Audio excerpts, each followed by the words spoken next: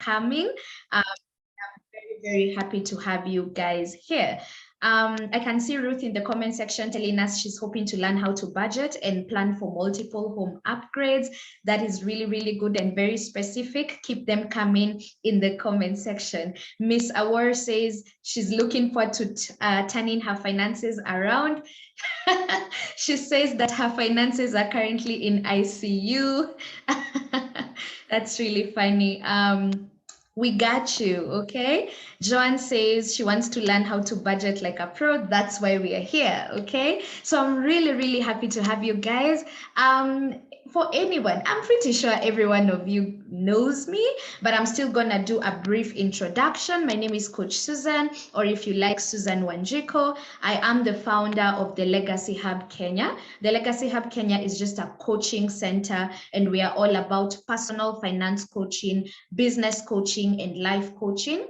What we do at the Legacy Hub KE is to provide you with the training, accountability, and support that you need to take control of your life and to achieve financial freedom in the long run. And I'm very, very happy to be here. Now, guys, a couple of housekeeping rules, because this is a masterclass, okay? We are here to learn a whole lot of things in just 2.5 hours. So I'd like to just give you guys a couple of housekeeping rules, and then we can get started. So the first rule, obviously, ensure that you have your notebook and your pen. We are going to be using that a lot. The second thing also, I require all of us to have ourselves on mute unless you're asking a question. Just raise your hand or notify us in the comment section if you do have a question, but at all times, kindly keep your microphone on mute to allow seamless communication. The third housekeeping rule, this comment section is ours to use. I am taking note. I have my notebook here ready with me, and I'll be taking down all the questions and the comments that I feel are important to address, even as we continue with the class. So make use of the comment section as much as possible, okay? The last thing that I would like to say, as I mentioned when we started, this is a masterclass, okay? We are going to be learning a whole lot of things in the next 2.5 hours. So ensure you're taking down your notes, and also realize that the expectation of today's class is to give you a rough idea, or better yet, even in detail, what exactly budgeting is all about and how to go about it like a pro. So if you've ever been in a budgeting class here before, welcome back again. If you've never been in a budgeting class, we are about to get into budgeting for our best life. In case of any questions, drop them down in the comment section and I'm going to answer them. Thank you for dropping the expectations. I want to just read out a bit before we start. I can see someone asking, and speaking of which, is there something like this for kids? You can see me on the side for that. Cynthia says, I expect to learn all things budgeting. Thank you for that comment. My expectation is to learn what you truly mean when you say your budget can't be rigid. That's amazing, Grace. Thank you. Marion says to learn how to budget with irregular income. We are definitely going to touch on that. Now, this is what we are going to be learning today, all right? The first thing that we are going to be learning today is actually how to create a budget from scratch. We will look at how to create a budget from scratch. So if you've never done a budget before, today we are going to learn how to create a budget from scratch and split it like a pro. Like, no, okay, so where should my money go? How much of what should go where, okay? We are also going to be learning how to budget for savings and investments. That is part of a healthy financial practice.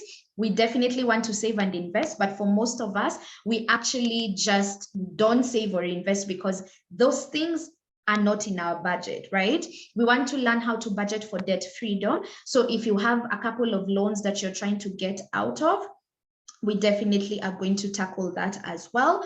We would also want to budget for projects. And finally, we will look at if I don't have a fixed salary, if I have irregular income, or I am a freelancer or a self-employed person, does this apply to me? How do I actually budget. Isn't that exciting?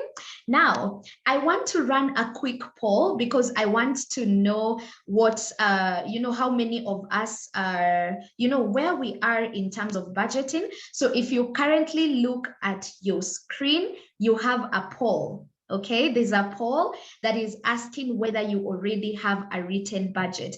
By written, it could be either on an Excel sheet, a notebook, wherever it is that you have it written down. So if you already have a budget that you've written down, kindly vote yes. If you don't have one, kindly vote no. Okay, I want to see of all the 58 of us who are currently logged in, how many of us have a written budget, how many of us don't have a written budget. If you're not already on your screen, stuff is happening there. Come to the screen and vote. I just want to know how many of us actually have a written budget and how many of us don't have a written budget.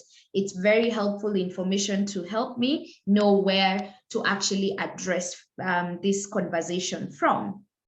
We have 50 out of 56 of us who have just voted. I'm going to give 30 more seconds and I'm going to close the poll. The numbers are quite interesting. Amazing, amazing. I will end the poll at this point. We have 89% of us who have participated. Let me end the poll and I just want to share the results on our screens.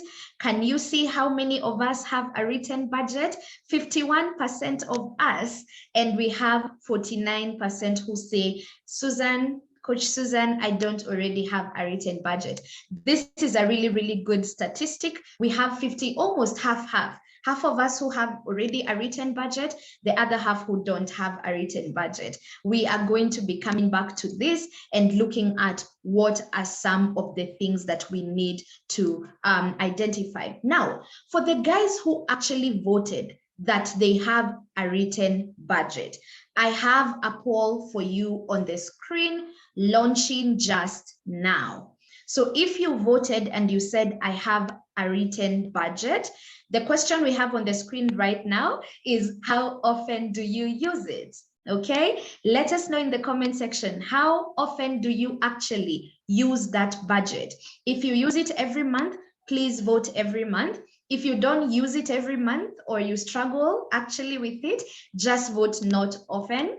I am not consistent yet. Just because you're not consistent right now doesn't mean you're not going to be consistent in future, okay? So let's see how many of us are actually using, right?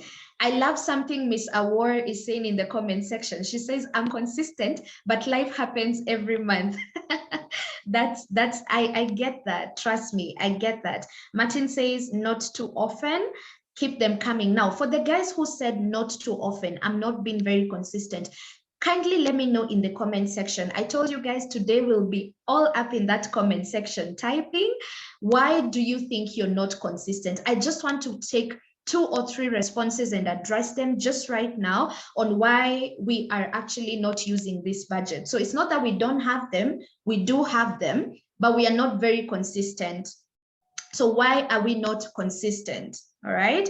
Agnes says, I'm consistent, but I never seem to stick to the budget. So if I get you correctly, Agnes, you're saying that I actually do the budget, but I don't stick to it, okay? Someone else says, I'm trying to do a monthly budget, but I don't know what to do with the information. Thank you so much, Acheng. Tabitha said, income is not consistent. So her income is not consistent, therefore, she's not consistent with the budget. We have John Kamau says, laxity to track expenses. That's a big, big deal. A lot of us struggle with tracking our expenses. If you do struggle, just give me a yes in the comment section. I used to struggle tracking my expenses. And if I was to be honest with you guys, most of the reason is, or rather most of the times, was because I didn't even want to see what I was spending. Like I did not want to deal with the reality. I didn't want to face my finances. So I was like, okay, ignorance is bliss. Okay, let me just not bother.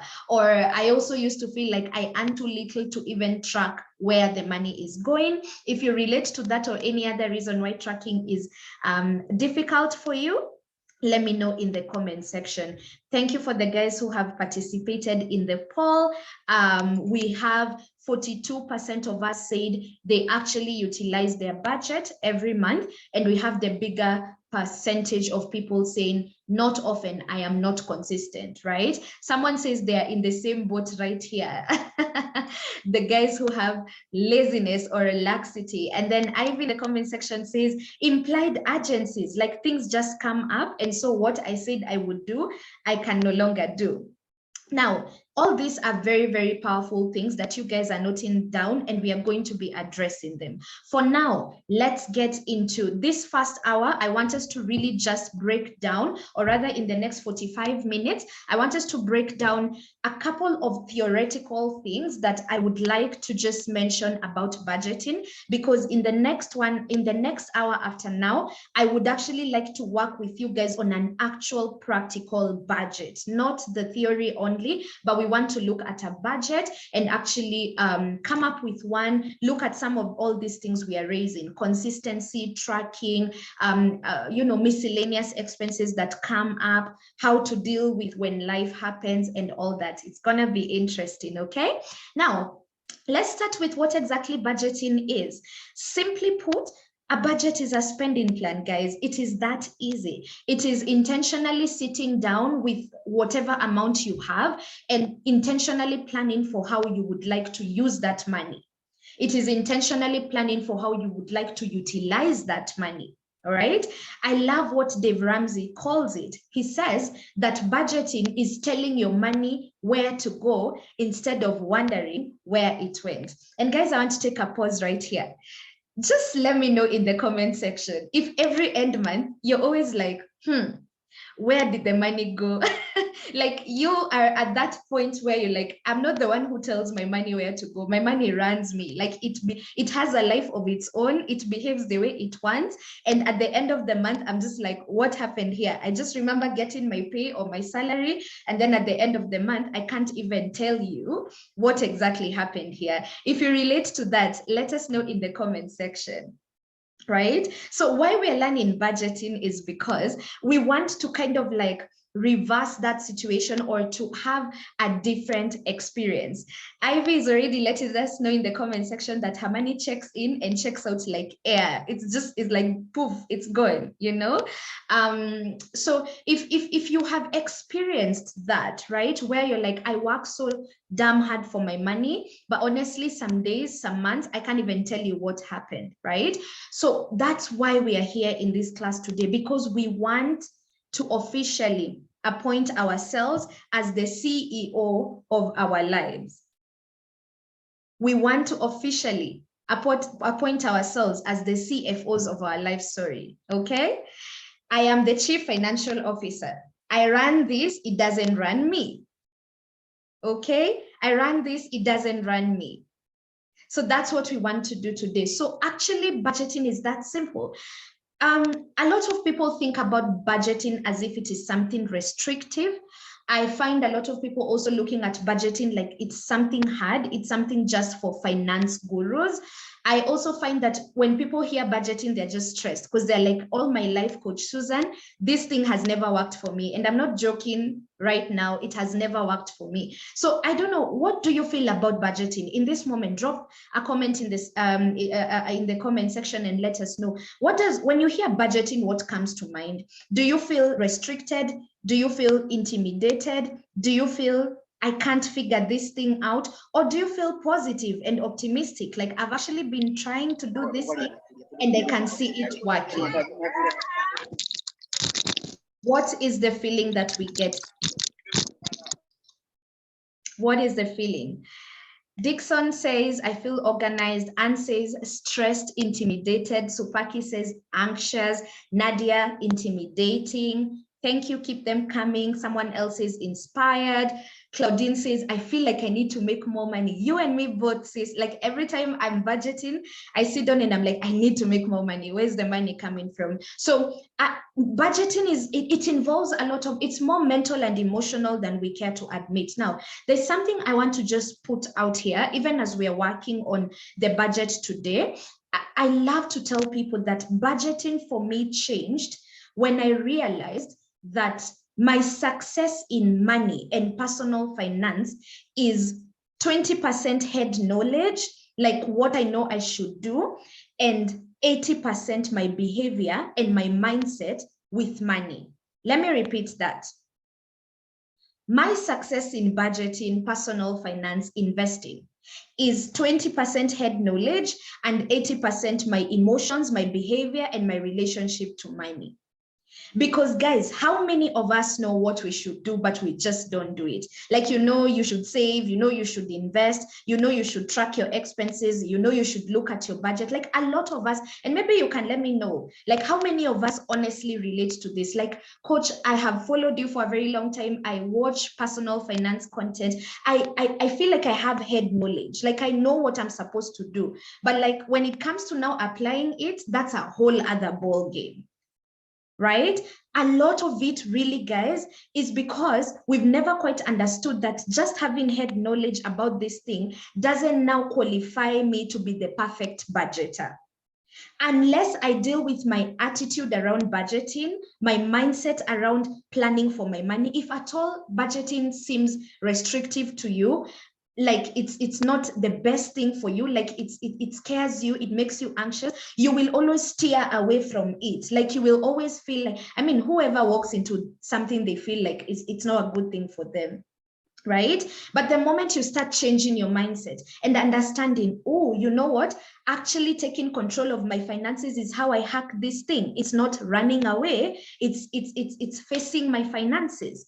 And today I want to challenge you. We're going to be having some difficult conversations, and I want us to have the mindset, an open mind to face our finances. Some of us will be facing our bad habits. Some of us will be facing our procrastination. Some of us will be facing the fact that we've actually never even done a budget or tried to stick to one even for 2 months. Some of us will have to deal with the fact that it's a lot of talk and no action. All right. So I love to remind people that budgeting is not just about the Excel sheet, the tracking apps, the notebook. It really is about your mindset and your behavior with money. All right. So this is exactly what budgeting is. It's simply a spending plan. So how do you come up with a budget? Assuming that today is the first day you actually want to do a budget.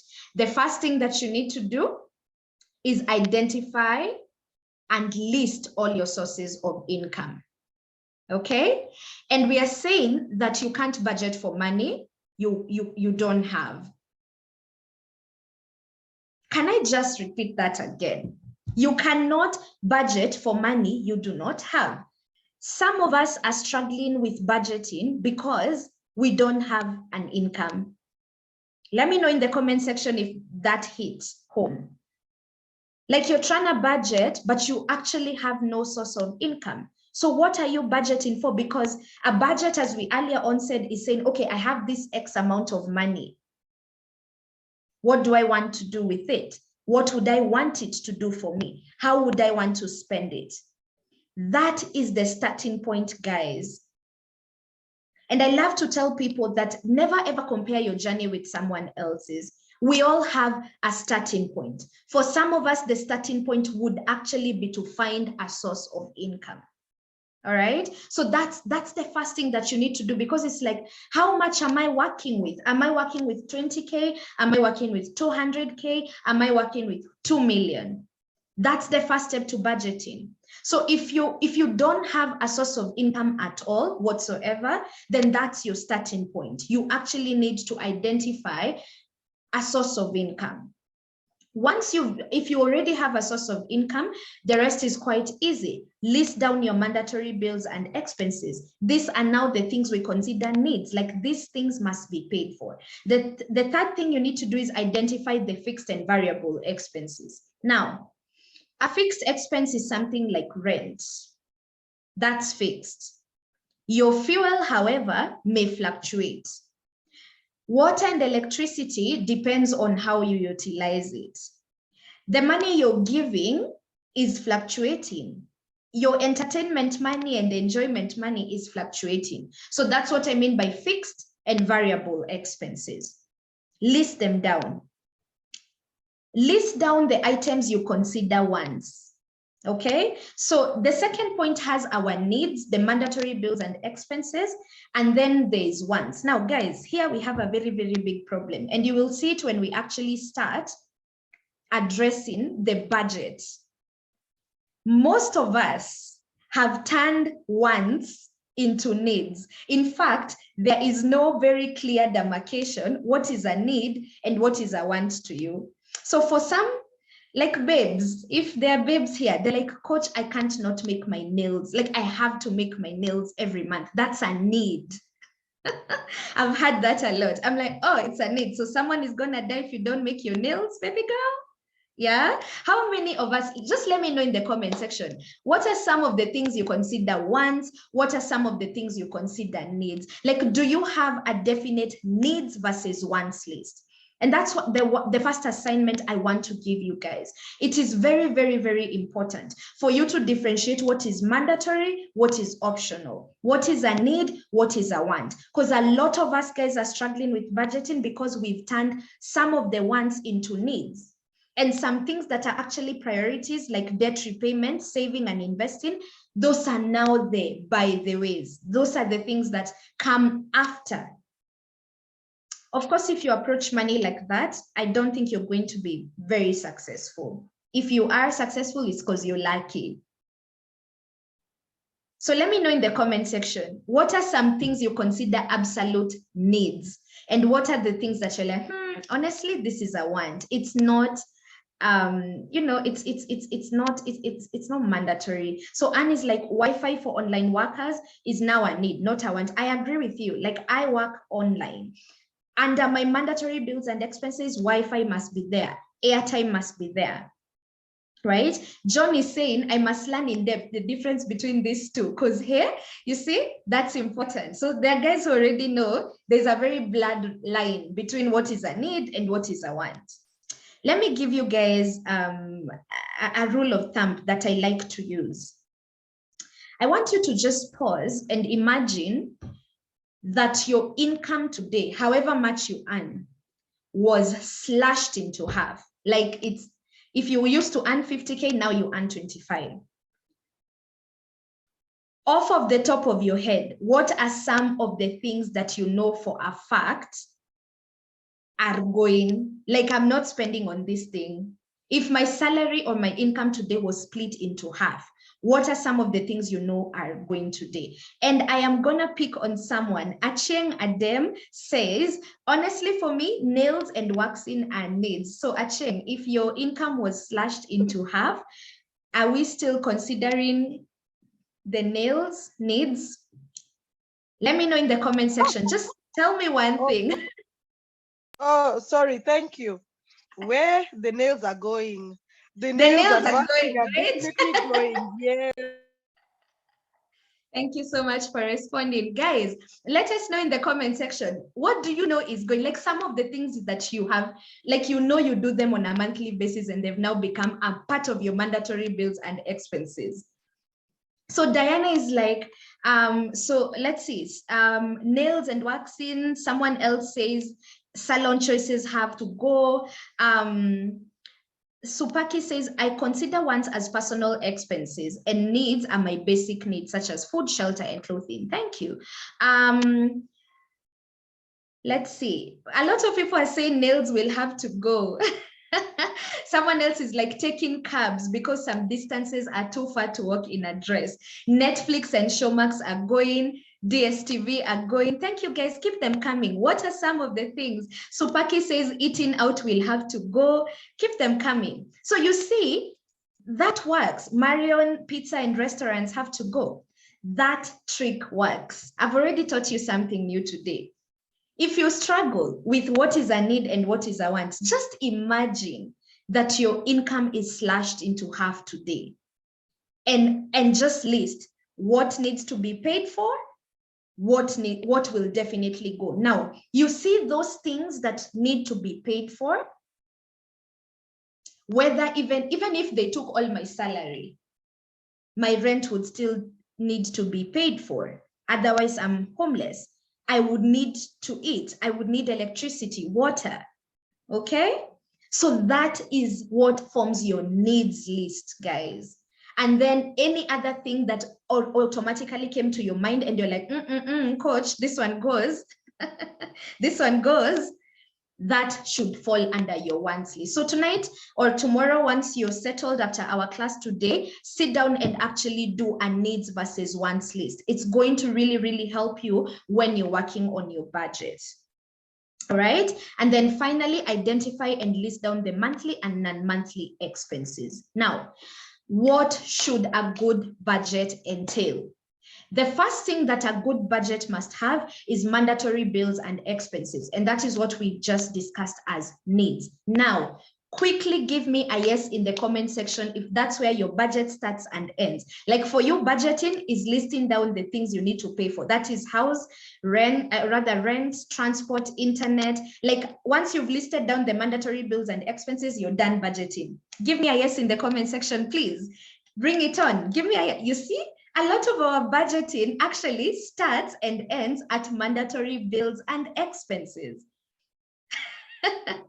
Mpaka mnajicheka kwa comment section. You guys are just laughing at yourselves. No judgment here. I used to do that. Okay? But look at every other thing that needs to fall in our budget. Enjoyment, enjoyment, enjoyment. Most of us are out here eating out, ordering in, meeting with our friends, doing coffees, contributing to people's birthdays, baby showers. You know, none of that is in your budget. Let me know in the comment section if you relate, guys. Today we are calling ourselves out so that we can learn, right? Like you spend money on all of these things, but none of those things fall on your budget. Your date nights with your bae, you guys are going out once a week or once a month, trying out new restaurants. Where is that on your budget? How many of us know exactly how much we spent on enjoyment last month? How many of us?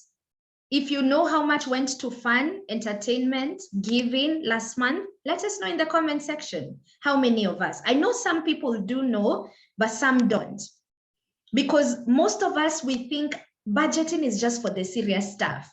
Budgeting is just, you know, mandatory bills and expenses. The rest, I just go as, you know, the month takes me. Isn't this one of the areas we are bleeding money, guys? The fun, entertainment, giving, leisure, miscellaneous, and planned for costs. A lot of us, I mean, you can let me know in the comment section, how many of us even at this particular point know that that is probably where you bleed a lot of money, but you can't even know where it goes because you don't track. If we are going out, we are going out. I'm not first sitting to check if I have money to go out. If we are contributing and I've been added to a WhatsApp group, it's not about me checking whether I have the money for it. I must. I've already been added into the group. So whether my giving budget was exhausted this month or not, no, I have to. Amy in the comment section says, being Miss Philanthropy is bleeding me dry. You know? None of that stuff is on our budget, but we spend on it every day. Savings and investments. We say we want to save, right? We say we would actually like to invest, but how many of us have set aside, out of the 20,000 I earn, I will save 2,000 per month, and it is actually on your budget? How many of us are like, I actually want to put money in a money market fund every month? It's literally written on your budget as an expense that 5,000 will go to a money market fund every month. How many of us? Debt repayments, that needs to be on your budget. You owe Tala, Mshwari, KCB, M-Pesa, NCBA, your SACCO, and you're all about getting out of debt. But none of those repayments fall on your budget as a bill that must be paid. So how are we gonna get out of debt? How many of us have that in our budget? Right? Short-term, medium-term, and long-term projects. How do you differentiate these ones? Short-term projects, anything you want to do in the next 12 months. So ladies, you guys know our behaviors in the house, home improvements. You walked into Naivas yesterday, you saw an air fryer, or someone on Instagram gave you a discount code for Jumia for an air fryer. Was it on your budget? No. Did you buy it though? Absolutely. Ivy, I'm sorry, I'm shouting. I'm sorry. Nancy Moi launches a new lippy, and every other influencer on Instagram is talking about it. And there's a sale. They normally go for 2,000, but this week, because they've just launched, it's 1,000. Was that in my budget? Absolutely not. But did I buy? Correct. 3 of them, in fact. My skincare is out. I have to look good. These are things that you know are coming, guys. Christmas, for example, it only comes 25th December of every year, not a day sooner or later. But our entire December salary, we chop all of it in December. Like it is a surprise, guys. Or someone else will be like, coach, you know what? My budget was really messy last month. Something came up. I'm like, what came up? You know, it was my mom's birthday. I'm like, but your mother's birthday is actually once a year. If it's July 7th, oh guys, that's my birthday. If you want to buy me a gift, now you know the date, right? So if your mom's birthday is July 7th, you know it's only once. Like, is that really a surprise, guys? Help me out here in the comment section. Help me out here. Are these things surprises? That you need skincare, is that a surprise? Is that an emergency? You know, if you have a bottle of sunscreen right now, it will probably run out in 3 months. Why don't you put money, guys? You know that you want to take, let's say, a personal coaching class. It was part of your New Year goals or resolution. Why isn't that being planned for? You know so-and-so's birthday is coming up. If you drive, you know car insurance is due once a year. You know you need to service your car.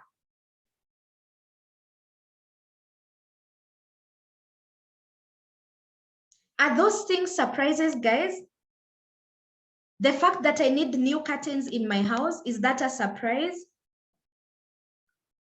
Depending on, you know, I mean, if say I need an air fryer, a flower vase, you know, guys, if it's your babe's birthday, your anniversary, things, are these things surprises?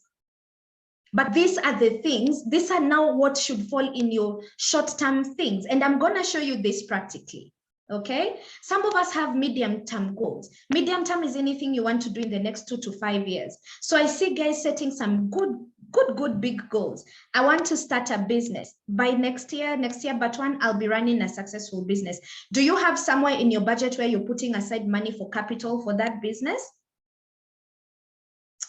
I want to get married. Me and my fiancé are planning a wedding. Do you guys have an account to actually save for the wedding and the honeymoon, or is everyone in the church supposed to finance your romance? That's what you want to go back to school, do your master's. Ask yourself, with what money? We are learning, guys, how to budget for our best lives. Don't forget what we are learning today. I'm not the coach that will tell you to suffer. I'm asking you, what is important to you? What is important to you, guys? Are those things on your budget? Are those things for you on your budget? Long-term projects, 5+ years.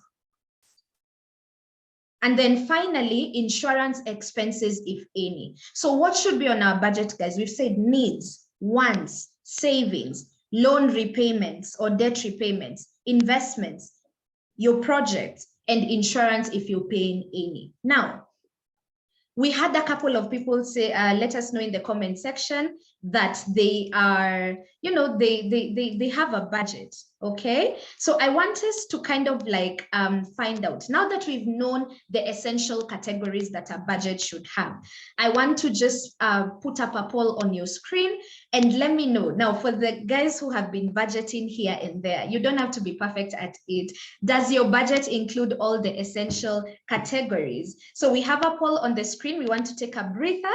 Let us know if your budget had all these essential categories, and let us know what you're missing. What was missing in your budget? You can vote on the poll that we have, or even let us know in the comment section what you've realized your budget has been missing.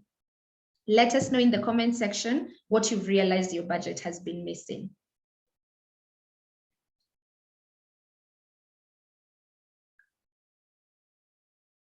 Thirty more seconds. Let's keep the votes coming in.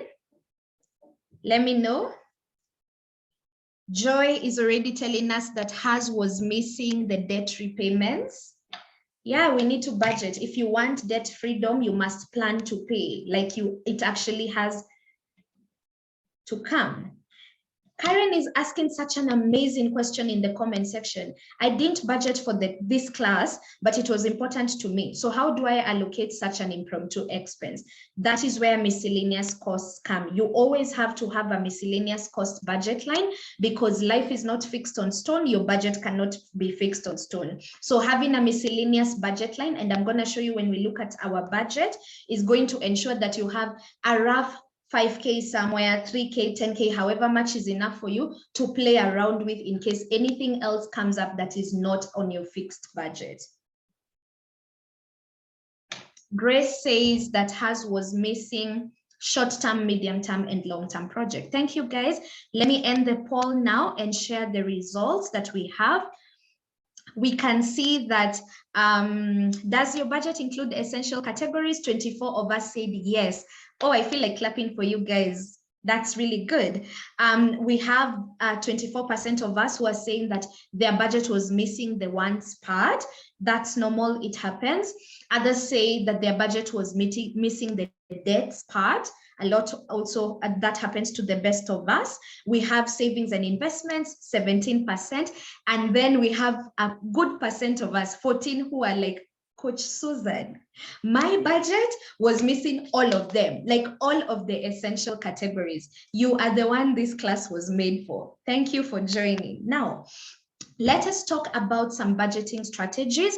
We want to wrap up on the theory aspect of it because we want to get into the numbers and into the budgeting. So far, let me know in the comment section, are we learning something? Are we excited to keep learning? Let me know in the comment section, how are we feeling so far? How are we feeling right now? Is everyone okay? Is everyone taking their notes? Is it making sense where we are so far? Do you feel like now you have a bit of a foundation? If I asked you, what should be on your budget? Do you now know, right? Now we want to look at, now that I know what should be there, what's the strategy, okay? What's the plan? Now, we have a couple of budgeting strategies that I think it is important that you know about. They are very important to help you be intentional. They are very important to help you to be able to identify where the issues are. They are very important to know, so how should I allocate money? How much goes to debt? How much goes to saving? And all that, okay? Now, the first thing that you need to understand about budgeting, and I love to tell people this, and I want you to hear me when I say this, there is no such thing as one shoe fits all when it comes to budgeting. The way Susan budgets isn't necessarily how exactly Wanjiro should budget. It's not necessarily how Karanja should budget. Why I love to tell people this is because if at all I have chosen a particular budgeting strategy, it is based on a lot of things. It's based on how much I'm earning. It's based on whether the earnings are regular or not. It is based on whether I have a lot of expenses or a few expenses. It is based on whether I'm dealing with things like black tax. It is based on things like, am I so deep in debt?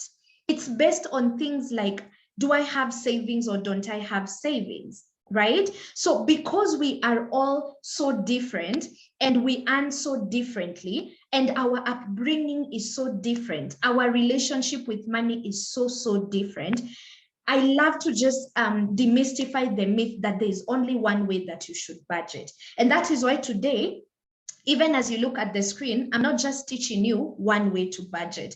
I'm giving you strategies. And as I talk about these budgeting strategies, you should ideally be able to sit down and introspect and be like, okay, does this work for me, for where I am and what I'm going through? Yes. If it does, run with it. If you're like, this one doesn't work for me, but this other one works for me, then run with it. Because at the end of the day, again, I want to repeat, there is no such thing as one shoe fits all. Ivy is asking an important question. Can you combine any of these strategies? Of course, you can combine the ones that work for you. Again, there is no such thing as there's only one way to budget, okay? So we have a couple of strategies. As you can see on the screen, we have the 50-30 budgeting rule. Give me a yes in the comment section if you've been there, done that, like you've had it. Even if you've not applied it, at least you know about it. Let me know if you know about the 50-30-20 budgeting rule. Thank you, guys. Then we have the zero-based budgeting strategy. We are going to be talking about that. We have the envelope budgeting method. We have the bare bones budgeting strategy. And then I also wanted to introduce the pay yourself first concept of budgeting. It's also a budgeting strategy. So let us look at all of this one by one. Now, the 50-30-20 budgeting rule is the simplest rule of thumb when it comes to budgeting. It is the rule that will help you to answer the question, how much should I put to saving? How much should I invest? How much should go towards debt? Okay. According to the 50-30-20 budgeting rule. Now, if you go online, you will find that there is different ways that people will interpret it.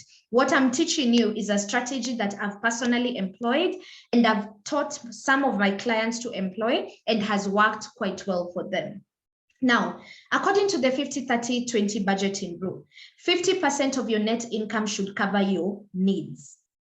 Remember, guys, what we said, that worst case scenario, my salary is halved. This thing still needs to be paid for. At least half of your income should be able to comfortably cover your needs. And then 30% should go to savings, investments, and debt repayments. Now here, you can choose to do 10% saving, 10% investment, 10% debt repayment. Or you can choose to play around with the percentages depending on what your current need is. Some people don't have debt, so you can use all the 30% for saving and investing. Others have a lot of debt, others very little debt. Others have some reasonable savings, but now they are really intentionally trying to get out of debt. So we have debt, we have more going towards debt. And then 20% should go to your wants. Now these are the entertainment, giving, miscellaneous costs, enjoyment, okay? Someone is asking in the comment section, where should tithe go? Tithe falls under mandatory. If you do tithe, we know that that's mandatory. I mean, if you consider it mandatory, please put it under mandatory, okay? Now, I want to highlight something. Just because these numbers are 50-30-20, this is a rule of thumb, okay? It's not like the gospel truth, but it is a proven way of actually ensuring that you don't spend all the money you make. Now, guys, I want us to take a minute. Today, I have a calculator here with me. If you have one, please keep it close. You can also use the one on your phone. And I want you to actually just, I don't know, imagine how much money are you earning? And when we ask how much money, we are meaning net income. I don't mean gross. Gross still has a lot of deductions that haven't happened. So I want you, for this entire budgeting class, we are working with your take home. Your take home is your net income. That is your gross minus all the deductions they give. What comes to your bank account? That's what we are budgeting for. Remember, we don't budget for money that's not ours. Divide your net income by 50%. Do you think your expenses, your mandatory bills and expenses are higher than that or lower than that? Let me see how many of us can drop us a comment in the section, the comment section. How many of us have, and it's normal, guys, this is just a rule of thumb. How many of us have our mandatory bills and expenses? You know for a fact, even if you don't have the exact figure, that you spend a higher amount than half of your net income. Marion already let us know in the comment section, hers is higher. Let's see the rest of that. Celine, lower. Rose, Batia, lower. Keep them coming, guys. Diana, lower. So let's keep doing the math. Priscilla, higher. Martin, lower. Agnes, Lillian, higher. Sharon, higher. Right? Now, that's a really good opportunity to examine yourself. Because if we were working with this rule of thumb as our litmus test for how well we are doing in terms of living within our means, it is assumed that if your needs go above the 50%, then you're probably living above your means. And this should really, really, really help a lot of us. Guys, if you're earning 100K, but your rent only is 40,000, what is going to happen to this person? Just let me know what you think in the comment section. This guy is earning 100K, but rent is 40 out of the 100. Is this person living below or above their means already, just taking rent into consideration? And most of us, that's why we're in trouble. Because just by default, where we live is already way above our means. Because I earn 100K, my rent only is 50. Now, sorry, 40. So unless all my other mandatory bills and expenses will be taken care of by this 10, it is highly unlikely that this person can actually stick to the 50-30.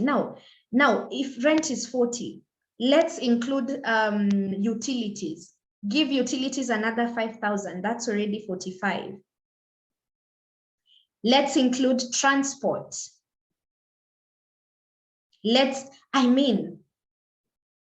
By the time they're done with the needs, the money is done.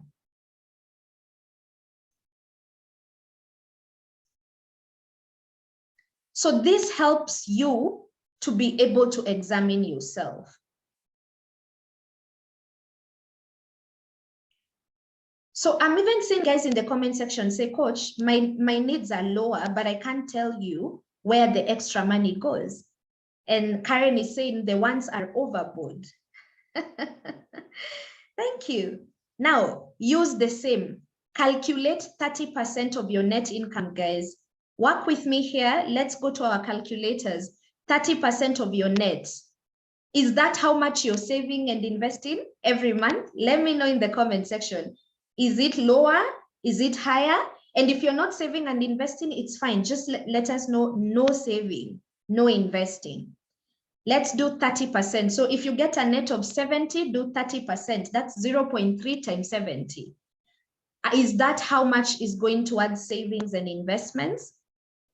No saving. Thank you, Rose. Thank you, Anne. Joanne is doing higher. That's amazing. Let's see the rest of us.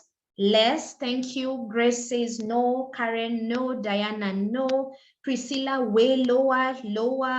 Marion says 15% is what's going there. Higher. Not consistent. Thank you, Andrea. So you see, that's already a good place for you to start.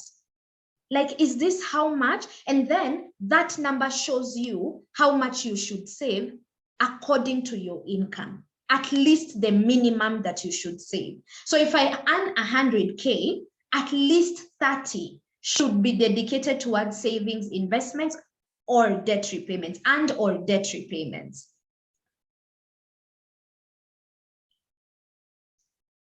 Okay, so someone in the comment section is asking, Coach Susan, if you have a mortgage, instead of paying rent, should your monthly mortgage payment also apply the third rule? Definitely, because now we're not using rent, we're using mortgage. Okay. Sharon says she has the 30%, but she's been neglecting her health loan. That's something you need to pay attention to. Otherwise, you're getting 5,000 as a penalty every month that you don't pay. Okay, so you see, are you guys now seeing? You already know if I was to live within my means, 50K, we want to work with an assumption I earn 100. 50,000 should cover my needs. 30 should go towards savings, investments, and debt repayments. I told you guys I'm not the coach who will tell you to suffer. So you have 20,000 to take to giving, contributions, enjoyment, and all that. Let me know in the comment section if this is helpful. I don't want us to move before I know that majority of us are working with me. So this is and that's why I said this is bare minimum. This is just like if you want just a general rule of thumb. For people who are asking black tax, is your black tax mandatory or is it optional? If it is mandatory, for me, if it's something I must do, remember guys, needs are things you must do. So if you must do the black tax obligation, that falls under your needs. And you see, guys, when you start doing that, you will start realizing you need to have some difficult conversation with your families. Right? Are you guys just running the numbers and be like, what's going on here? Cookie is asking, kindly repeat how to treat mortgage payments. You're just treating your mortgage as your rent. If you're living there, if you're not, it's just a debt repayment. It falls under debts. But if you live already there, you're not paying rent, you're now paying mortgage. So it's up to you to determine what you consider needs. Those whatever the needs are, should be covered by 50%. And whatever the wants are, should be covered by 20. Now, this is a rule of thumb. And to give you guys two different perspectives. And just to work with Jerry and Wamboi. Jerry is single, okay? No husband, no kids. She lives in her mom's house. She's a smart babe. She graduated, got a job at Microsoft. Okay? And then that's Jerry. We have Wamboi. Wamboi is married, mother of 3. They have school fees going on. At least it's a 2-income household. They're trying to get by. Do you guys think that it is obvious that these two people must apply the 50-30-20 budgeting rule? Jerry is living at home. She's not living by herself yet, or maybe she is. No school fees. Would it be fair for Jerry to force her expenses to be 50% when maybe they're just 10%? No. And this is where I want to bring the concept of understanding the state of you are in. Jerry, for example, and I would recommend, if I was coaching Jerry right now, I would tell Jerry, stack up for the days that you will have these expenses. I have worked with a client just who was in a Jerry kind of a situation, a Harvard graduate. And after we worked and we were able to plan for her money, this babe was saving 50% of what she earned. So she was doing 50, 40, 10. 50 was savings and investments. She didn't have needs. 40 was for her wants. Rather, 40% was for her needs and 10% was for her wants. Why? Because that's the stage of life she was in. She could do more than just the typical 30%. Do you guys understand what I'm trying to say? I want to take you back to what we said was the definition of budgeting. It is intentionally planning for what you want your money to do for you and how much you want to go there. I'm not saying that now this is the ideal rule of thumb, but because we find ourselves in different situations, what am I trying to tell you today? Sit down and decide of how the much you earn, even if it's your decision that where I am, I can commit to save 5% or 10% of what I want. That's your legit starting point. Own it. I don't know if I'm making sense, guys. Let me know in the comment section. If that's what you can, like, don't go about life being like, I don't earn enough to save. No. I shared this in the Instagram live session that I had a couple of weeks ago, and I was telling guys, when I was employed and I was earning 40,000 gross, and that amounted to around 29,000 in net income, and I needed to pay rent, I needed to pay transport and all that from 29,000 net. I couldn't save 10,000, but I used to save 3,500. That was my commitment. I was like, at this particular point in time, I'm not gonna do a zero because I owe future Susan something. So how much can I do right now with what I have?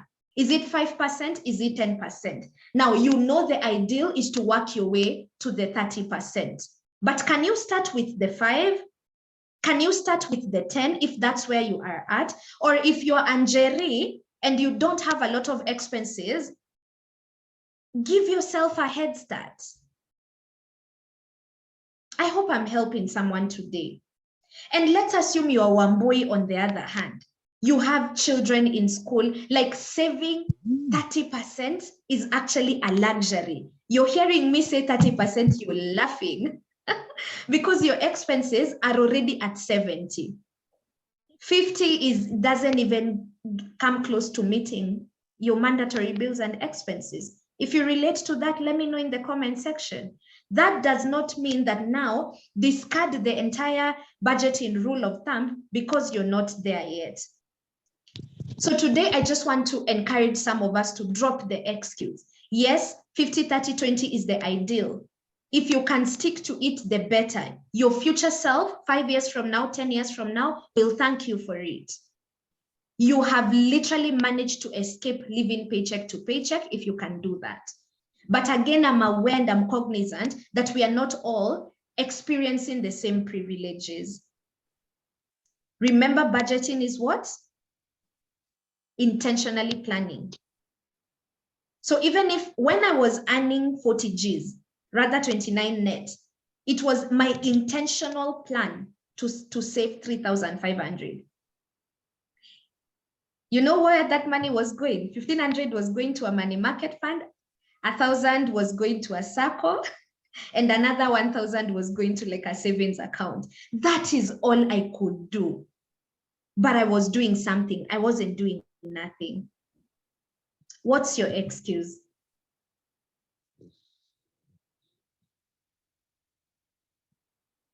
Is it becoming too hot already? And we're just on the first strategy. The comment section just went dead. It's silent.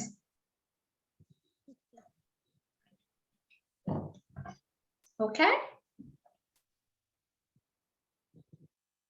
Is it making sense, guys? Okay. It's all about identifying what my strategy, what works for me right now. Okay. So that's how you can use, you can literally do 50, 40, 10, 60, 30, 10. Like it's just about like you having an intentional, like you're like, however much I earn. And this works especially for people who earn irregular income. I am one of those people. I have, like, since I left employment, I've not had 1 month where I've made the same amount of money I made last month. And that's why percentages work very well for me. If I make 200K this month, and my desire is to save 40%, I will save 40% of 200. If I make 80K, I will save 40% of 80K. If next month I make 500,000, I will save 40% of 500,000 because I have a strategy. There's a structure I follow. Irregular income people in the building, let me know in the comment section if that's coming through for you. That's why percentages work well for me as an irregular income earner. I can't say I will save, I can try and say I will save 30K per month. What if that month I just make the 30K? Will all the money now go to saving? And no, you just need to work with a structure, right? But we're going to tackle the irregular income. I'm just trying to say that when you have percentages, even when your income fluctuates, you're able to be like, okay, this month I only made 100, I'll do 30. Next month, when you make 500K and you do 30, you have underutilized your earning potential. So when you make more, you save more. When you make less, you save less, because that's how your income behaves. So on big paydays, trust me, my savings accounts are happy as my hair is. Because I mean, on a big payday, I inflate everything that's important to me. I'm like, you know, every aspect of my budget has a little bit more money than it had last month. Okay? That's the 50-30 budgeting rule. The other strategy, and this works very well hand in hand. There's a question I think I saw Ivy maybe ask. She was like, can I combine these two, any one of these strategies? This is one of the best strategies also to combine with the 50-30-20. Because now the idea here is to give every cent a purpose. If I earn 100K, the zero-based budgeting strategy implies that by the time I am done with my budget, I have a zero sum. I have allocated expenses, savings, and debt repayments. And the goal is that when I minus all of those expenses from my income, the balance is zero. And I want to ask you guys a question. Have you guys ever realized when you have money in your bank account, the way you behave, vis-a-vis how you behave when there's not much? How many of us here have realized that if you don't give like money a particular purpose, you don't even know where it goes? You just know you had it, and then you realize it's gone. Miss Sawari in the comment section is saying our heads don't work. I'm ungovernable when I have money. You guys are making me so happy. You know, Rose says, this is where I'm at right now. This is why the zero-based budgeting strategy works. Because every one of my coins is budgeted for. Because the truth of the matter is this: if you leave any of your cash unaccounted for, you've not attached a purpose to it. You've not said, this is for hair, this is for gifting, mom, this is I'm gonna use for paying into my emergency fund. Like, if you do not actually have a spending plan to the very T, like I earned 350, 787. And by the time you're done with your budget, the balance is zero because you've given every cent a purpose. That is the most powerful thing you ever do for yourself. You know why? Because you earned that money, blood, sweat, and tears, hopefully. Like, you work so damn hard for your money. You're putting in probably 8-hour days, some of us 12+ hour working. Guys, if you work so hard for that money, why is it so difficult to respect your money, put some respect on your money, and attach a purpose to all those hours you keyed in this month? Money goes where it's respected. Marion is asking, what is the difference between the 50-30-20 rule and the zero-based budgeting? It's not about the difference, really. These are just strategies that you can use together. Like, I am using 50-30-20, but I'm also applying the zero-based budgeting strategy where I don't leave any money unaccounted for. I don't know whether that makes sense, Marion. Let me know in the comment section. So we are building up on the 50-30-20 by adding on to other strategies that you can use together with the 50-30-20 rule to make your budgeting experience more effective.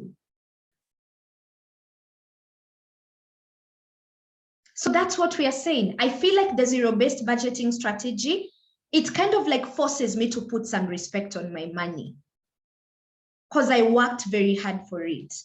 Now I have to actually decide, right, where all of this is, where every coin is going, what it's actually going to do for me. Money goes where it's respected, guys. If you don't respect money, you know, a lot of us really underestimate the power of small money. Take out your calculator with me, right? And I want you to look at someone who is usually like, "Hey, coach, what am I going to do with this 300 bob that you tell me to not, carry, to not eat, I carry lunch. What can 200 or 300 bob do for me?" Let's break it down. Let's assume you work Monday to Friday, 5 days a week. And each of those days, you have a lady in the office who brings you lunch for 300. So 300 times 5 days is 1,500 in a week. That's food, lunch only. If you multiply that by 4 in a month, that is 6,000. If you multiply that by 12 months, in a year, you have had lunch for 72,000. But if I tell you this year to raise 72,000 and go for a solo vacation or a trip, you're like, that's too extra. I don't have 72,000. But that's exactly what you ate for lunch this year. If I ask you to at least put 72,000 into your debt and bump up that debt, you're like, yeah, I have so many loans, I've been here for 3 years, can you try do 72,000 this year? You're like, no, coach, that's too much. But that's how much you're eating for lunch. We've not even counted the breakfast and the dinner. Well, I'm not saying that now you compromise on your food. What I'm just trying to show you is when you look at it on a small scale, it just looks like 32,000. 300. It just looks like 300 bob. What can 300 bob do for me? What can 300 bob do for me? But extrapolate that over 1 year, that's 72,000. Let's check how many some of us are spending on enjoyment. Who is willing to be honest enough in the comment section to give us a typical night out, how much you're spending? Let's assume you'll have a decent meal, some drinks with the boys or with the girls. Just once, you go out once per week. How much are you spending? Give me some numbers in the comment section. Let's work with that. Rose, 6K every weekend. Someone else kindly? How much are we spending? Supaki 4,500, 4K, 3K, 5K, 3K to 5K every weekend, right? So let me even work with like the highest number I've seen there, which is 6,000. It still brings us to 6,000 per week times 52 weeks in a year. Oh my God. Who is willing to do that math for me and just drop it in the comment section? 6K per week times 52 weeks in a year. How much is going to enjoyment, guys? 312,000. 312.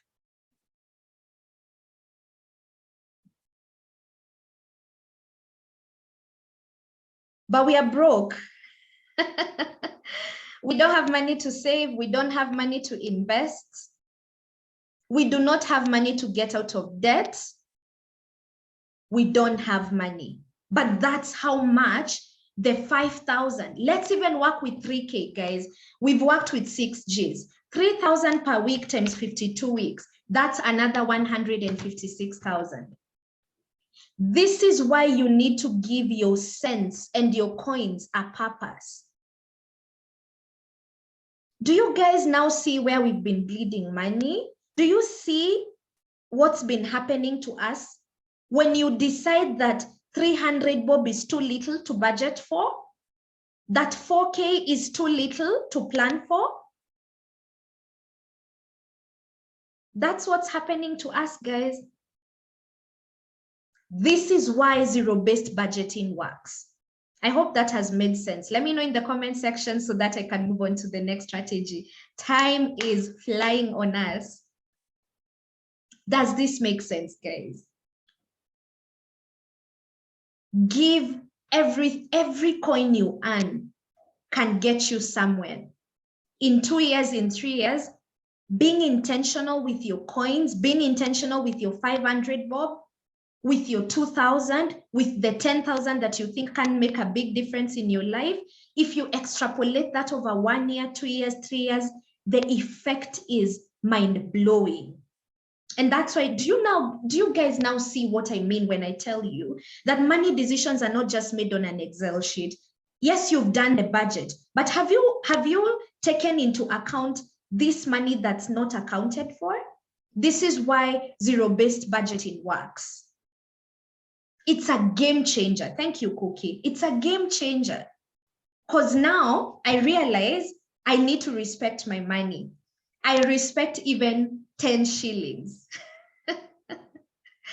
You know, and I'm good with people thinking I'm stingy because I have done the math. Guys, always keep your calculator app open. Run the numbers when someone is trying to make you feel guilty about little money. Then you'll realize it's not little. Okay? And then we have the third strategy, which is the envelope budgeting method. And this is really, really, really good for people who struggle with discipline. People who are like, I budgeted 5,000 for entertainment, but coach, I kid you not, I spent 25. I can't tell you how I did it, but that's what I did. Now, this makes it more intentional. Remember, we said no one is coming to do this for me. I have to do it intentionally. Okay, in this method, you put specific amounts of money into envelopes, actual envelopes, guys. You literally have it now. It just depends how safe or insecure the environment you live in. But there's another way you can do it by, like, I'll give you a good example. If I don't want to, let's say my struggle, and this really, I always encourage, if you're using the envelope method, you envelope what you tend to overspend on. Okay, so let's say your challenge is entertainment. Like your biggest problem is fun, leisure, enjoyment. And you're like, I want to limit myself to a budget. Okay, so you decide, I'm gonna put 10,000 aside or 5K aside, put it in an actual envelope. And every time you're going out, take money out of that envelope. Or every time you're ordering your pizza, your KFC, take money out of that. So ideally, you're putting a specific amount of money into an envelope that is written maybe food, an envelope that is written fun, an envelope that is written pets. If you have a dog or a cat or rabbits, people nowadays actually keep bunnies. Very interesting. Once you've actually exhausted the funds in that envelope, you know that enjoyment is done until next month. How many of us know that that would actually put you in your place? Because a lot of us, you only go above budget because you're liquid enough to go above budget. If you didn't have the money, you wouldn't spend it. Okay? So once you've exhausted the money you put in that envelope for fun, entertainment, maybe giving, charity, then you know that category, like spending, is done till next month. If at all you've been, you've worked well and you have some remaining money at the end of the month, you could either decide to roll it over or be like, oh, I've actually saved 5,000 from my entertainment budget. Let me take this 5,000 and actually put it where? In a saving or pay debt with it. Now, how can this be translated to another form that is not hard cash? Thank you, Ivy, for that question. Some people decide, like, I personally have money for like giving and entertainment in my M-Shwari. I don't operate from M-Shwari at all. So I know that my amount for the month, I'll put it in M-Shwari, not the lock savings account. Or I know some people who have a specific card, like a card you don't use, where you're like, okay, this one is the card I go out with. So I will top it up with 20K every month if that's my limit. So that's the card you always use to pay. Or if someone borrows you and you know that money was in M-Shwari, before you give, you go to your M-Shwari balance and you're like, okay, how much do I have in this envelope? This money I put aside, okay? And you're like, now you can be able to gauge, do I have money to give or do I need to say no, right?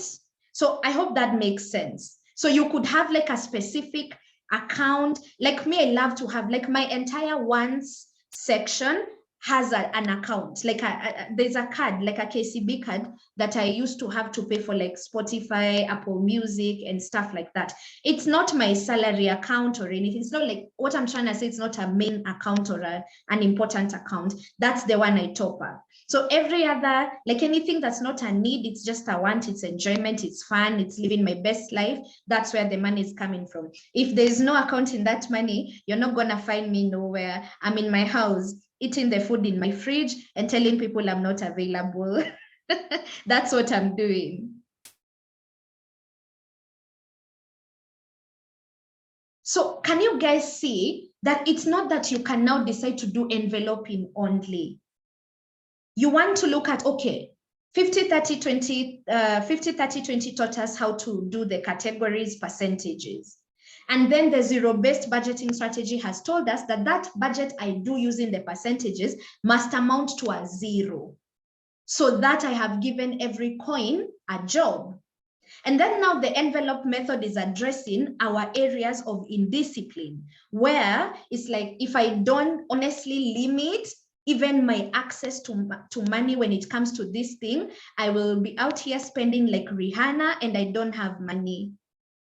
Okay, so you guys can see we are building up. This is not like different strategies that you use in isolation. There are strategies that you use together, or one that you pick. I'm seeing a lot of people saying the envelope method is for me, the envelope method is for me, because they know they have an area of struggle. Yeah.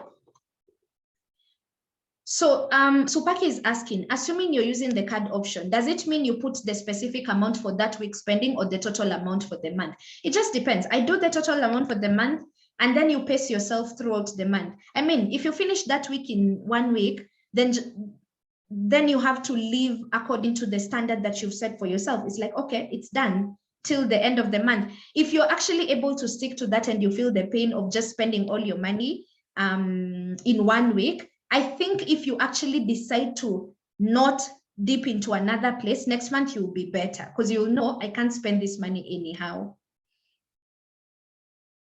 Does that make sense? I hope it does. Then we have the bare bones budgeting strategy.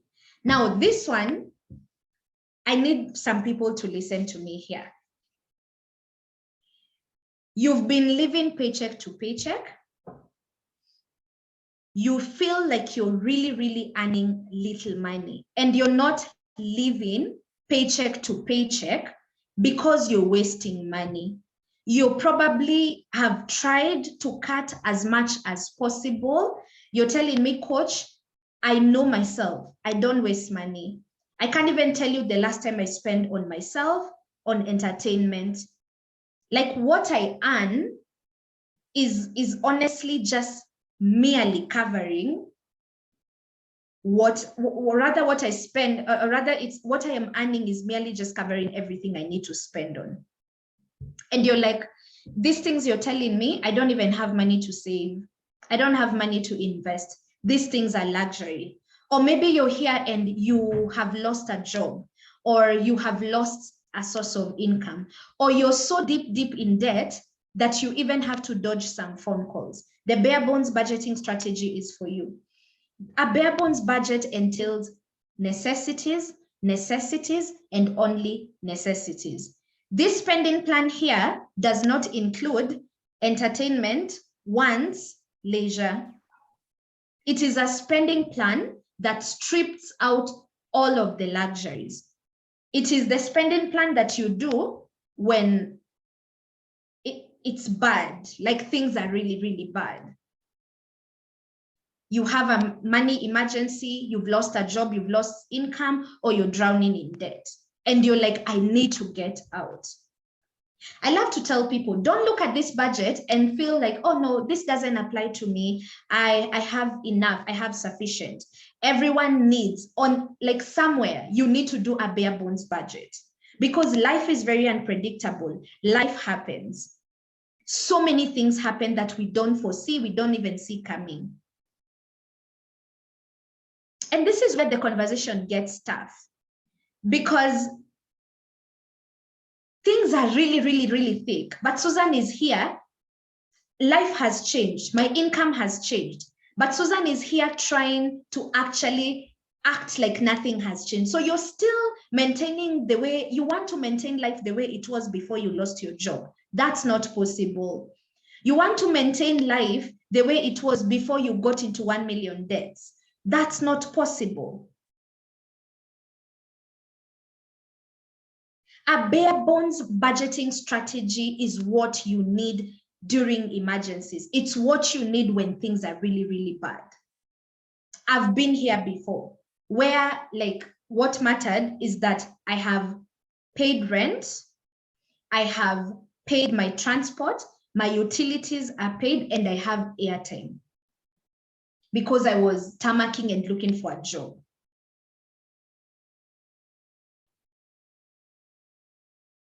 This budget here is not about the 50, 30, 20. Karen, please follow. We are saying that this person here can't even afford the luxury of 20% going to ones. So you're just, and a lot of us actually have to start here. Now, one thing that you need to notice is that for you to actually get down to a bare bones strategy, you're saying, my budget right now can only entail necessities. I can't spend on luxuries. But you know that's actually a temporary situation. Because when you're on a bare bones budget, you're not just on a bare bones budget doing nothing. If you ever found yourself on a bare bones budget, the most important thing that you need to prioritize is getting additional sources of income. Like your focus, if you ever find yourself on a bare bones strategy, is to get sources of income. Remember when we were starting, we said that you can't budget for money you don't have. Some people here will actually, like, people have had to move back in with their parents. People have had to sell stuff in their house and move into like a 1-bedroom from a 3-bedroom. People have had to sell their cars because you can no longer afford to fuel, service, or maintain that car. Okay? So a bare bones budgeting strategy is a budget strategy for someone who is in financial trouble. Okay? And yes, Karen, I get it. Yes, your needs should be constricted to what you barely need. Like these are necessities, things that must be paid for. Okay? So for you to come up with a bare bone strategy, you actually need to kind of like know, okay, I'm in trouble right now. I have so much debt. I've lost my job. I only have this random income coming in from these side gigs that I'm doing. You need to be on a bare bones budget. So this one is a budget just for emergencies and it's temporary. If you're on a bare bones budgeting strategy, it means you need to downscale. You need to have some difficult moves, have some difficult conversations with yourself. But the most important thing that I would say is if you ever find yourself here, shut out everything else you know and focus on getting an income, because you will be on a bare bones budget forever if you're not intentional on earning more.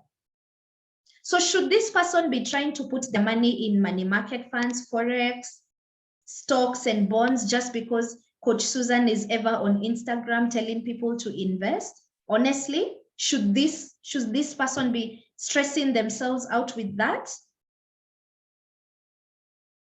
No. And that's why, do you guys now see that budgeting has to be logical? It has to make sense to where you are right now. So I always like to remind people, please be very aware and present enough to know what your starting point is and where you are right now. Do I really need to obsess about these investments, or do I need in the first place to find a source of income? Okay. And then finally, we have the pay yourself first concept that is powerful and pivotal to people who struggle with saving and investing. Because when you're paying yourself first on your budget, let's assume 50, 30, 20 you've done. In the pay yourself first method, the first bill you pay every month is to your savings account. Why are we doing this? I want to run a question right now. How many times do you say, I will pay ABC, and when I'm done doing all these things, whatever I have left, I will save or I will invest? How many times have you told that yourself that story and ended up not saving, ended up not investing because actually nothing was left? Let me know in the comment section. How many of us have done that dance before? Rose is like a million times, too many times. Miss Awar says every month without fail.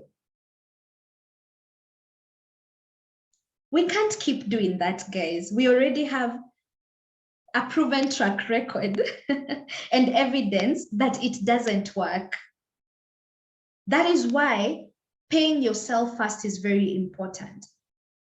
I'm like, if I said, remember, let's assume we did the 50, 30, 20 or 50, 40, 10, and you decided 10% is what you will save. Listen, when your salary comes in, guys, please take out the 10% immediately, first thing, payday routine, immediately, and send it to that savings account. That is exactly what paying yourself first is. It's not complicated. There's no science or algebra to it. It's just that simple. The first bill I pay is that 10% that I decided I will save every month. The first bill I pay is that 30% that I decided I will put aside every month. So after you pay yourself, then you structure your life around what you have left. Guys, paying yourself first is the only sure way to get off the rat race that is living paycheck to paycheck. If you're tired of living paycheck to paycheck, this is the only way to make these savings and investments the first bills you pay every month, and to now structure your life around what is left. Don't we live in a generation that honestly just does the other way around? Like, I'm gonna pay, you know, and then if at the end of the month I still have some money, then that's what I'll pay. Or rather, that's what I'll save. So that's very important, okay? Now, I've been seeing quite a number of questions in the comment section asking, coach, what if I have irregular income? What should I do? I've heard about the 50, 30, 20 budgeting rule. I've heard about the zero-based budgeting rule. I've heard about paying myself first, but my money comes some months, other months it doesn't. So what do you have for me? What should I have in mind? If you have irregular income, the safest and the most reliable strategy is to plan low. What do I mean by planning low? We said when we started budgeting, the first step, if you guys remember, we said that we want to actually identify our sources of income, right? So if you earn irregular income, now I want to assume that by the time you're starting to take care of your bills, you've gotten to a bare minimum level. I see a lot of people starting a business that has no proof of concept. You've never done it before, and you're out here, you know, getting an expensive house. Please don't do that. You need to make decisions based off of the data your business is giving you. Again, we are back to the difficult conversation. Some of us need to be home. Some of us probably need to have roommates. And I don't mean like roommates, guys. I mean a real roommate. Okay? So the safest strategy is to actually plan low. And what we mean is that you should set up your budget based on your lowest monthly estimate. What am I saying? You see, if I've done my business for a while, 6 months, 1 year, 2 years, I've gathered some data. And if you guys are not doing accounting for your businesses, for your freelance hustles, please stop doing that. Put some respect to your gig, okay? You should know at least on the bare minimum. Like someone would come and tell me, coach, my business doesn't make anything less than 80K or 60K. So if that is you, then you need to ensure that that bare minimum income can cover your bare bones budget. This is why I told you that everyone should have a bare bones budget. A bare bones budget is a necessities only budget.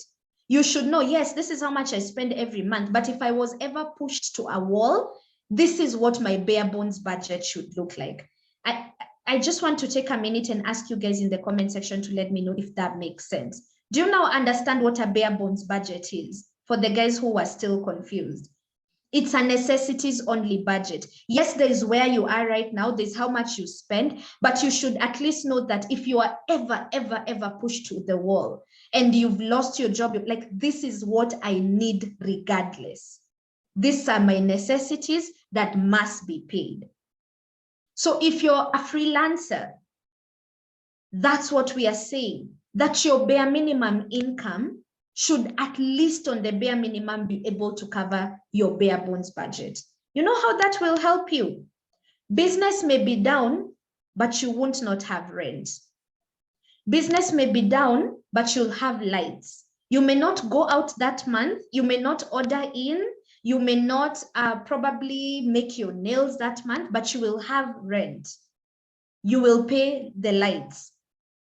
You will have transport to go to work. Do you understand me, guys?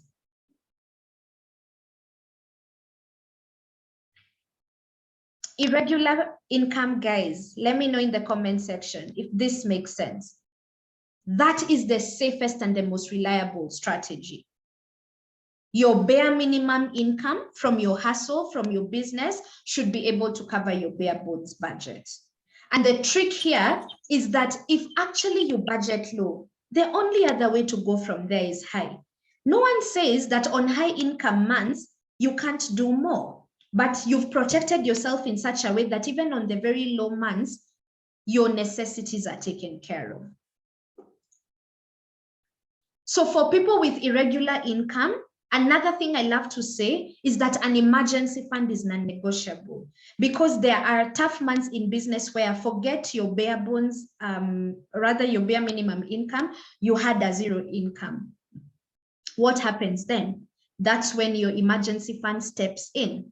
So when you're having high income months, and I love to tell freelancers this, or people who earn irregular income, or even employed people who get windfall money. What is windfall money? It's the allowances, the bonuses, the per diems. Let me know in the comment section, guys who get these things, what do you do with that money? On the month you get per diems, what do you do with it?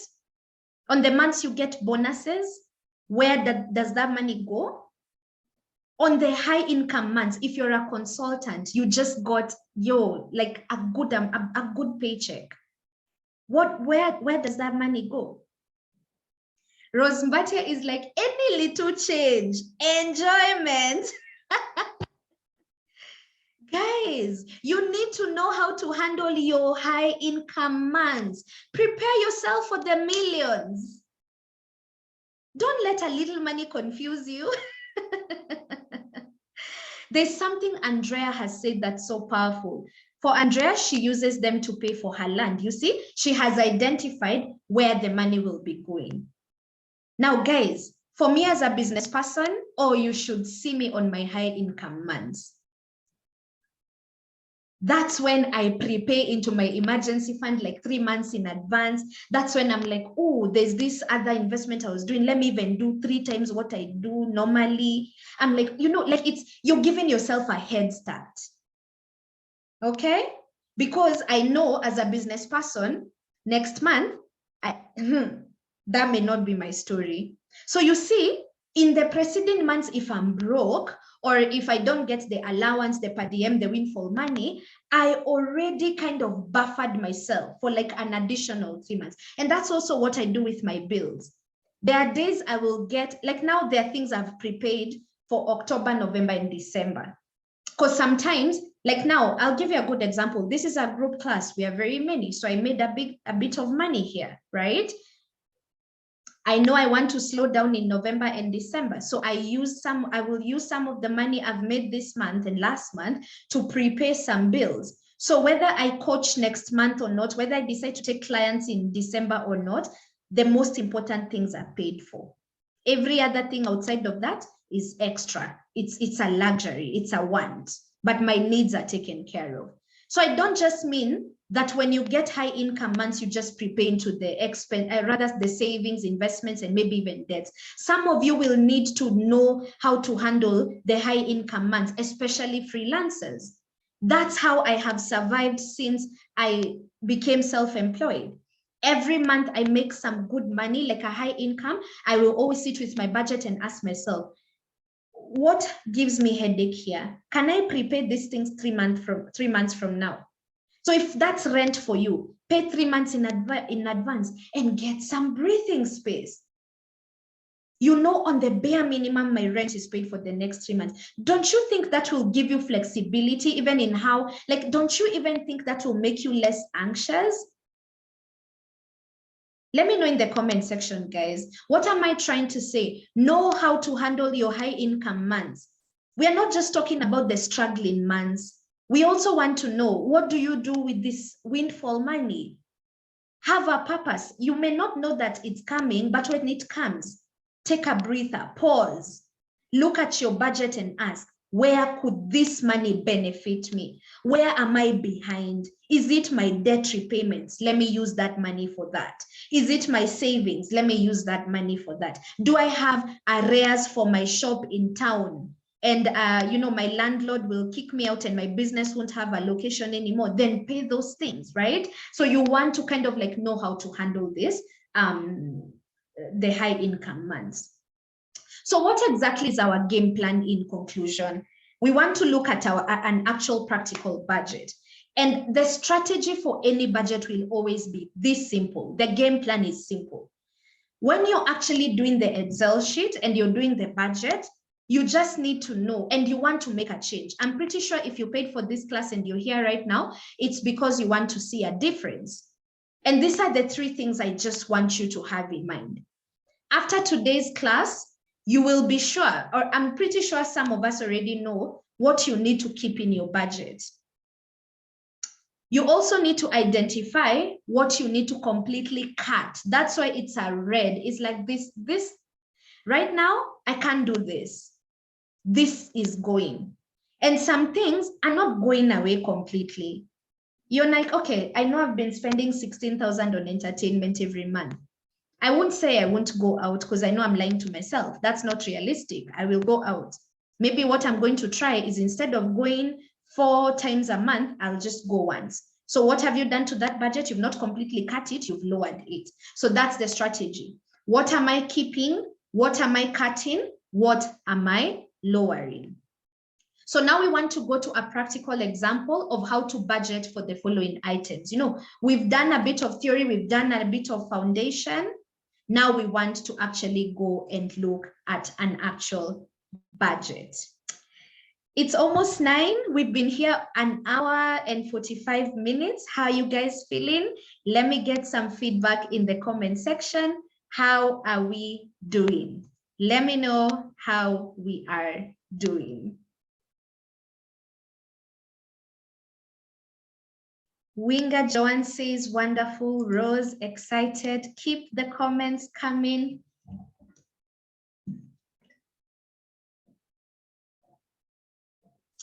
I am just hydrating, minding the business that pays me as I read your comments. If you need to take a bathroom break, guys, please take one. We are about to do an Excel sheet. If you need to refill your water bottle, your cup of coffee, think about your life for 1 minute, or just drop me a comment. Please do that. I just want us to take maybe 1 more minute, and then we can look at our budget tracker. Also, so far, I would like to maybe take 2 questions. If anyone wants to unmute themselves, just raise your hand or unmute yourself and just ask a question. Let me do a quick Q&A. If you have a question that you feel I've not answered up to this point, we are about to close by going to the Excel sheet. If you have an unaddressed concern or question, please unmute yourself. Say hi to me. Hi. Hi, Wanjugu.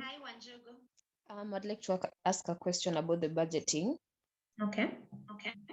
If, for example, I'm going to earn, if I'm earning 100K per Mhm. month, Mhm.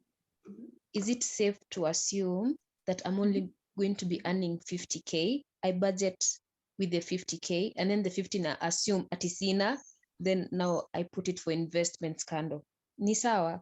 Ama I'll be I lying to mean, myself if at all the 50 can work. if that works for you, if that works for you, that's perfect. I mean, if you can actually, and I think I actually gave an example earlier on of a client I was working with that decided they will actually be saving half of what they earn and living off of the rest of the half. So the other 50% is what they are distributing towards wants and needs. So that will help you with a head start. If you can sustain it, why not?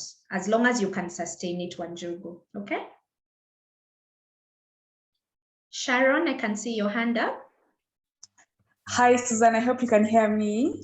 I can. So, for me, I'm employed. And as you had mentioned about paying yourself first, I've been very diligent about paying myself first. If I can mention, there is a book that's the richest man in Babylon that says, a part of what I earn is mine to keep. So I've always had that in my soul. So every time I'm paid, I put it there. I put it aside.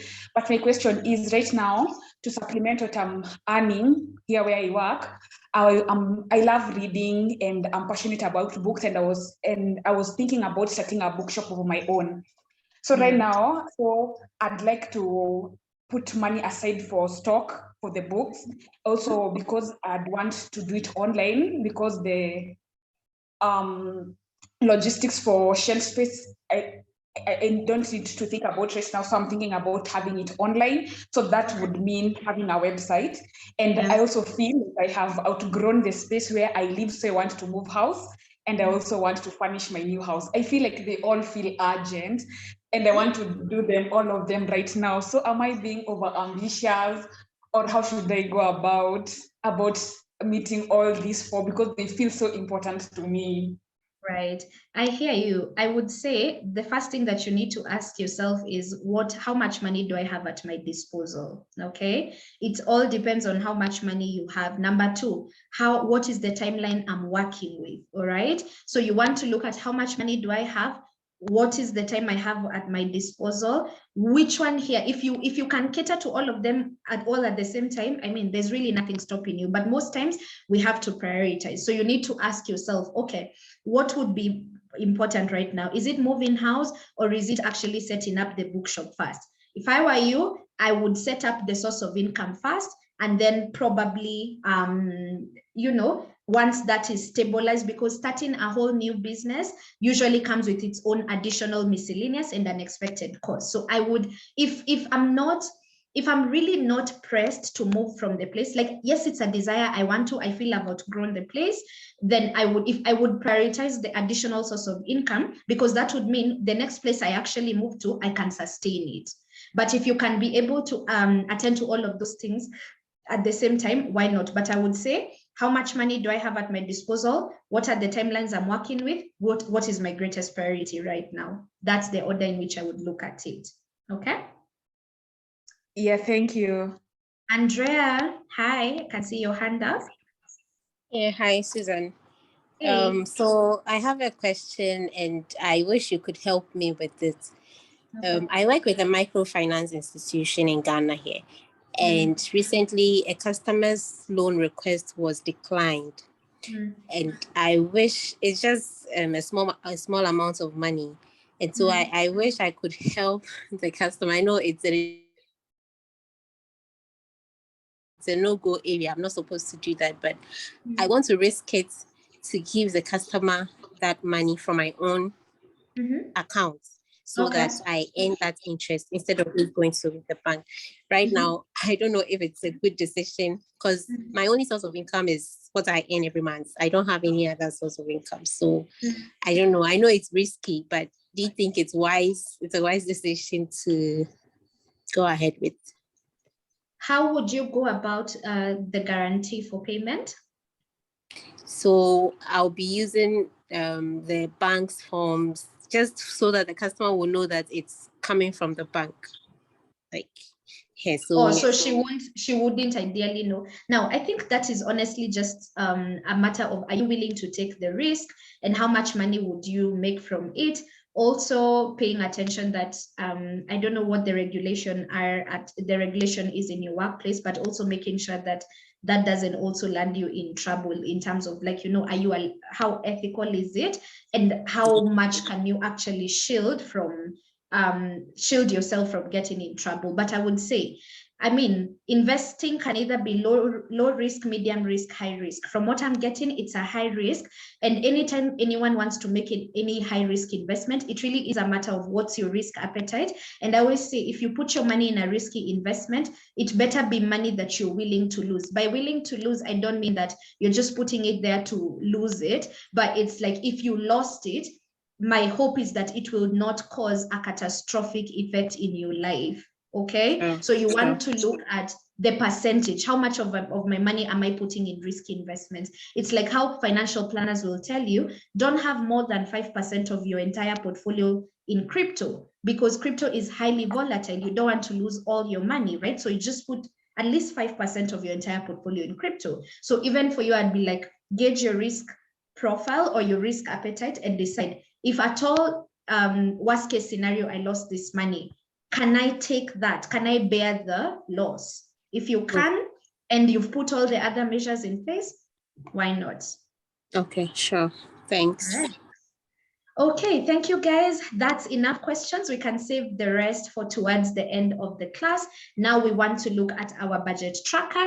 Let me know in the comment section if you can see our tracker well. If you are using your phone, I will recommend that if your phone is on, this is portrait, put it in landscape mode. It's going to help with being able to view the tracker better on your phone. Okay, so if your phone is on portrait, just put it on landscape and let me know if you can see it better now. Okay, now this is a simple Excel sheet. Don't mind the numbers for now, but I just want to kind of like show you all of these things we've just talked about on an actual budget. Okay, so this is someone's budget tracker. Let's call this person Wanjiko. And as you can see, this is how we are planning for the money, right? So Wanjiko has a part for savings and investments. So, and they're very categorical with savings. They're like, I need an emergency fund, I need a sinking fund, I need to plan for retirement. Maybe for you, that is a SACCO, a chama, crypto, money market funds. This is not an investment class, so we are not going to dig deep into investing. What we are going to say is that I actually do have a masterclass that I did similar to this, but that class was in investing. If at all you're interested, you could always go to my website and actually check on the Invest for Your Best Life Masterclass. It's linked on my bio. It's a 3-hour class purely on investing. You will learn money market funds, you will learn treasury bills and bonds, you will learn the stock market, unit trust, retirement planning. All of that is there, together with how to budget and automate for those investments. And it also comes with recommendations of Kenyan companies that I gave during the class of where you can invest, okay? So what is an emergency fund, guys? An emergency fund is a savings account where you've put aside money that can last you at least 6 months, 6 months worth of living expenses. Now, the reason why this Excel sheet I've not included these savings and investments is because I want to demonstrate how to go about it.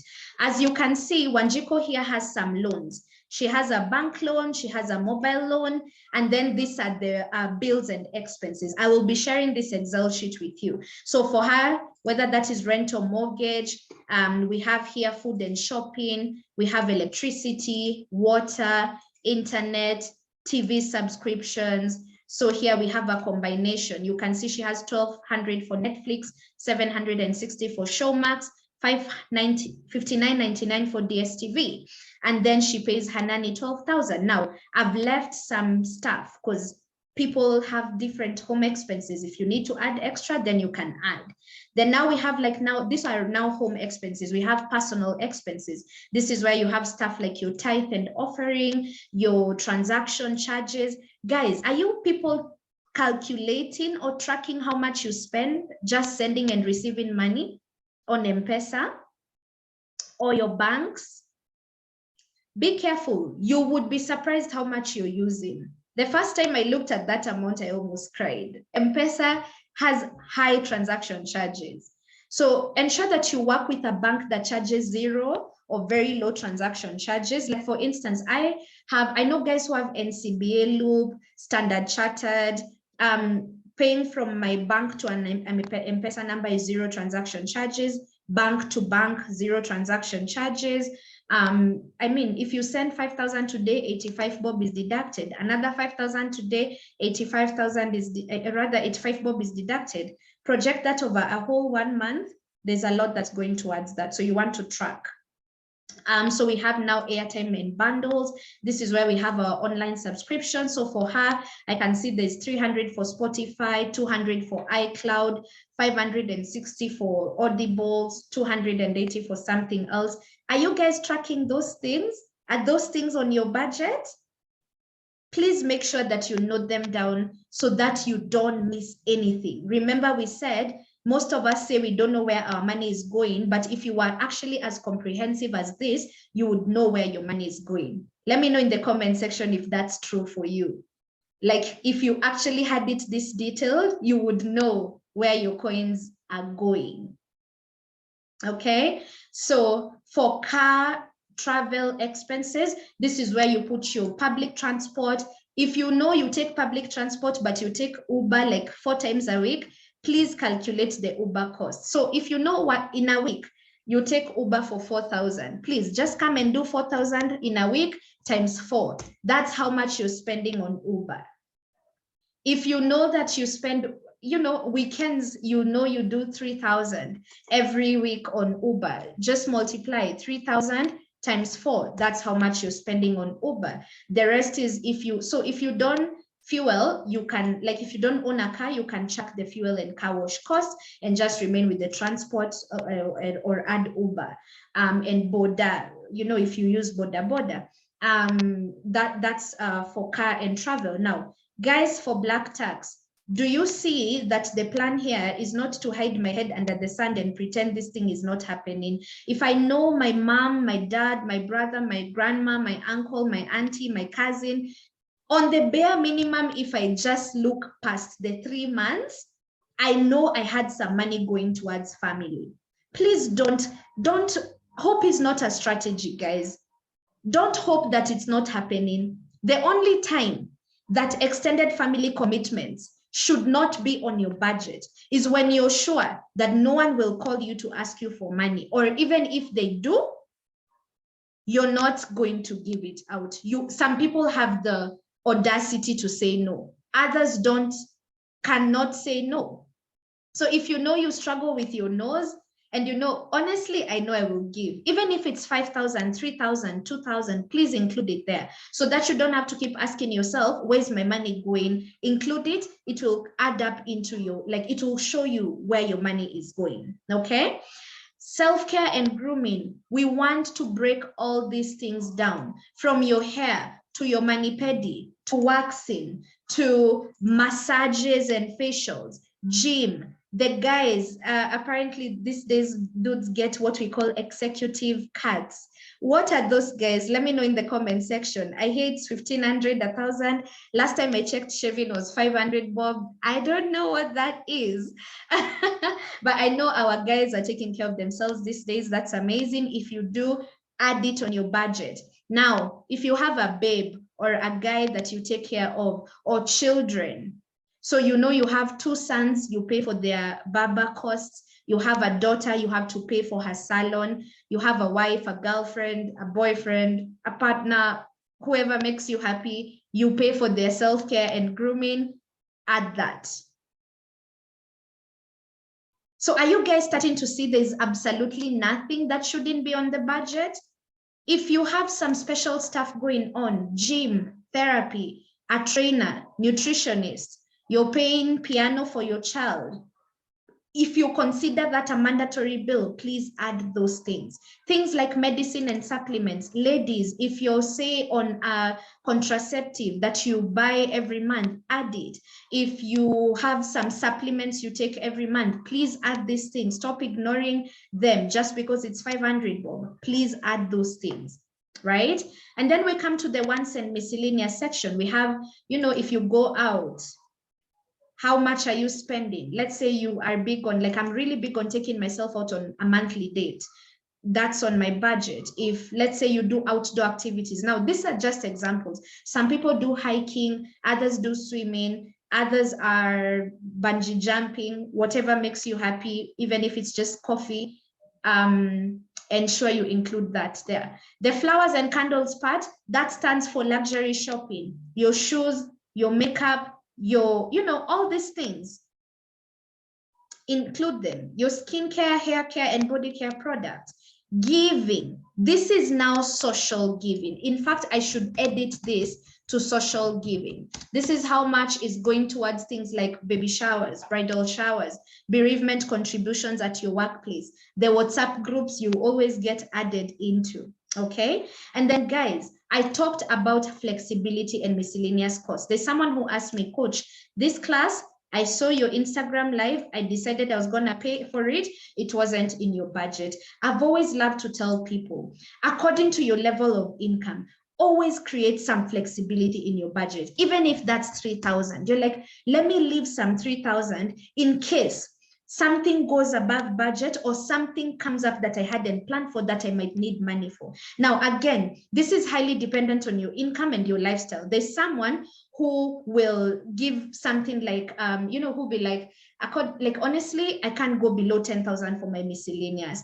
That's what works for you. Someone else is like, Coach, I think 2K is enough. That's according to you. Winga is asking, where do tips lie? All here, they lie under miscellaneous costs. Okay, although if you'd like to budget for them and you're like, I want to be giving 3K on in totality for tips, then you can budget for it. But most of this small stuff, it allows for flexibility. So instead of, oh my God, like you know, you can't fix your budget because things happen. I don't know what's going to happen tomorrow. Like, did you notice that, fine, there's medication here, but what if I spent more than 1,500? I went to the chemist, they realized I have H. pylori. The H. pylori kit is 2,800, but I had only budgeted for 1,500 for medicine. What happens? This here saves me. Let me know in the comment section if that makes sense. Why you must prioritize a miscellaneous spending budget. This is the only thing that allows for flexibility. And guys, if your budget is rigid, it will fail. For sure, it will fail. Let me know in the comment section if you guys understand the miscellaneous spending part. Okay? So you want to leave yourself. That's what I meant when I say create flexibility in your budget. Okay? Harriet, should you have a separate account for every category? Not really. If that's what works for you, no. But why would you feel the need to have like a separate account for needs? You can have, I mean, why not? You could have like a separate account for needs, a separate account for wants. But then again, can you keep up? I have nothing against having as many accounts as you have. I always just tell people it is just the most important thing is that you can keep tabs. Okay, Harriet? So this is how a budget looks like. Now, if this Wanjiko babe right here, guys, able look at this summary section and tell me what you can see. Just type in the comment section, what can you see about Susan Wanjiko's budget here?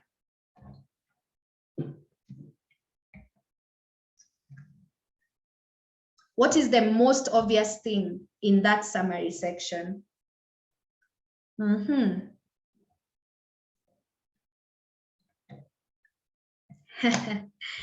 Baby girl is out here living like Rihanna and she can't afford it. there is a deficit in her budget. How many of us can relate to this situation? And I'm putting up a poll just on your screen right now. I'm putting up a poll on your screen right now, and I want you guys to let me know. Can you relate to Wanjiko's situation right now? I don't know if, thank you. I can see the responses coming in. Are you ever in a deficit with your budget? Let me know. We want to see how many of us can relate to this scenario. How many of us? We have 69% participation. So if you haven't commented or voted on the poll, please come back to the screen. Let us know if you are ever in a deficit in your budget. Like you've done everything. In fact, everything I've been talking about, you were aware, you just wanted me to reach here where I'm now addressing your problem. Like I've done all of these things, but the math is not mathing. I want to give 30 more seconds. I can see the responses coming in. Okay. Let me close the poll. Oh, there's someone else who's voting. Okay, 10 more seconds, guys. And we have 89% responses. Let me end the poll and share the results. Let's see how we are doing. Can you see the results on your screen? We have 3% who are like, excuse me, what is a deficit? And then we have 14% who are saying my expenses usually equal my income, okay? And then we have 44% who are like my expenses are sometimes greater than my income. And then we have 19% of us who are saying my income is always greater than my expenses, and 19 who say that my expenses are always more than my income. So I think quite a number of us relate to this situation. Now, we are going to come and address Wanjiko's issue, okay? Because quite literally, a lot of us find themselves in this situation right here, where like I earn money and it's good money. She's not earning little money, 220,000. That's some good money, no? Some good money she's earning. Now, if we were to kind of like audit her life, because we want to start applying the what to keep, what to cut, what to lower, right? If I was, you know, if you are here and you're like, okay, there's some things that she can't do away with. You see this bank loan and this mobile loan right here, she has to pay. Now, would you look at that? I want you guys to help me evaluate this. This babe is earning 220,000. Let's start analyzing where her problems are. But how much is going towards debt only? How much is going towards just debt repayment only? That is 82,890 divided by what she actually earns, 220,000 times 100. Can you guys imagine 37% is going towards debt only? So this is actually 37% of her income. That's going to debt. I'm just training you guys and showing you where, when you guys actually sit down and do your budget, you can start auditing. And instead of always being like, I don't know what's happening, now we already know one of Wanjiko's issues is her debt situation. How many of us relate to that? Like you have so much money going into debt, it's almost 40%, 50% what you earn. And that explains it. So it's no longer rocket science why you're struggling. We know where the issue is now, just by looking at that part only. So guys, you see why we need to use these things? We need to calculate, okay, maybe not this one, whatever is on your phone also. Let me get your comments right here, guys. It's budgeting. It's practical. It's supposed to make sense. It's supposed to be applicable. Do you see, guys, why it is important to know exactly what you're spending on what? Because you can actually come and now start auditing. And you're like, 40% is going to loan. So I only just have 60% to distribute everywhere else. No wonder I'm struggling. So if I was to prioritize something here, it would probably be, I need to get out of debt. The most immediate debt between these two, which ones would you recommend Wanjiko prioritizes to get out of immediately? Which one here would we recommend? Like she needs to delete the mobile loan. So you see what Wanjiko has been doing, because she's already in a deficit, she borrows that, she pays the 37,890 when the salo comes in. When the salary comes in, she pays the 37,890 and then borrows again. Because remember, she's already in a deficit. If she paid the 37,890, right, and decided to not borrow anymore, she would have to downgrade on so many things. But guys, do you know that's what majority of us need? Look at how much is being spent on food and shopping. Do you guys think there's something that can be done about this figure? Look at this babe. This babe has here on internet 59.99. Can she downgrade to a 3,000? Zuku or Safaricom? Okay, so this is where some of the changes can happen, because why is she on a premium internet? Why does she have all of the three, Netflix, Showmax, DSTV?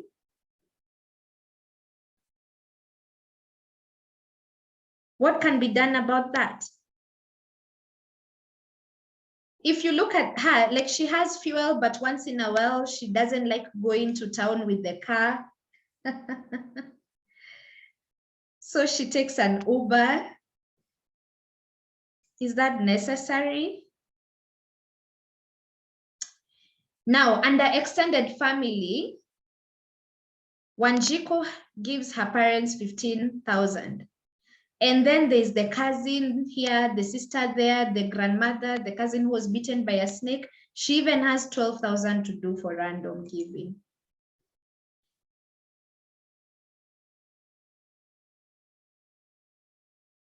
Now look at self-care and grooming. How much is Wanjiko spending just to look nice? Self-care and grooming, 23 whooping thousand. On top of that, she has 10,000 to go out with her girls. In fact, she even has another 3,500 for her monthly solo date. She has another 5,000 for, you know, products. She has 15,000 for baby showers, bridal showers, contributions. So if this girl was to get on a bare bones budget, there are a couple of things that will change. Even if not, I'm not saying she shouldn't do her hair, but can this be halved? Could this come to 2,500? And ladies, you can tell me, you guys make your hairs. Is it possible to get good hair at 2,500? Is it even possible to get good hair at 2,000 today? Ladies, let me know in the comment section. Is it possible? If you're in a deficit and you're in debt, is it mandatory to get this money paid? Is it? So this is how I want us guys to audit our budgets. You cannot fix something that you don't know where it's broken, which is why the first step will be, I'll be sharing this with all of us, right? And when you look at it, you can actually be able to be like, okay, I can change this. I can change this. I can reduce this. I can do away with this. Sharon is like, she can learn to do her hair twist outs. I mean, that's what I have under this hair right now, twist outs. Okay. So that's the first step. You have to audit your budget and cut. Some people will actually have to, let's assume like that this was rent. And she's like, I can't be living in a house for 40K, maybe. If really we are looking at a long-term kind of like leaning down your budget, maybe she decides that, you know, she will limit this to maybe 30,000. Maybe she decides that, you know, this food and shopping with bulk shopping, you know, maybe buying wholesale or bulk in the supermarket anyway, not very big differences. Instead of groceries in the supermarket, going to the actual Soko, meal prepping, whatnot, decide that, okay, you know what, I will purpose to bring this down to 20,000. Okay, maybe there's wastage happening. People are showering for 30 minutes, you know, and we need to cut down this. Can we bring this budget down to 2,000? It's up to you to decide what is possible. Can the water come down to 1,000? Can the internet become to the $29.99 plan? Can we just keep YouTube? Would you do that? I want to get your opinions in the comment section. What would you do about these TV subscriptions? She has 1,200 for Netflix, 760 for Showmax, $59.99 for DSTV. She's in debt. She's on a deficit. So would you cut them out and be like, YouTube is enough? I have Wi-Fi, YouTube is enough.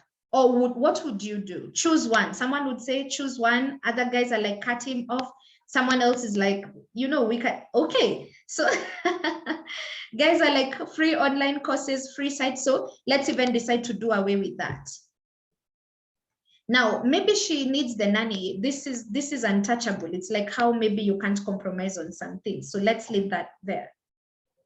Okay, transaction charges. I believe this can come down to 1,000 with intentionality. Right? Airtime and bundles. Do you guys has anyone here ever noticed that hack where you just use WhatsApp calls? Like instead of using your airtime for phone calls?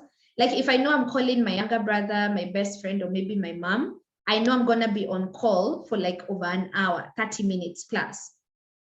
It's gonna deplete my minutes, and I'm on the 1050 plan. Give me a year if you're on that plan, the 1050 one. You have 400 GB, 400 minutes, 5 GB, unlimited WhatsApp and texts. That's the plan I'm in. So you see, she can actually bring this down to 1050 and do more WhatsApp calls maybe, right?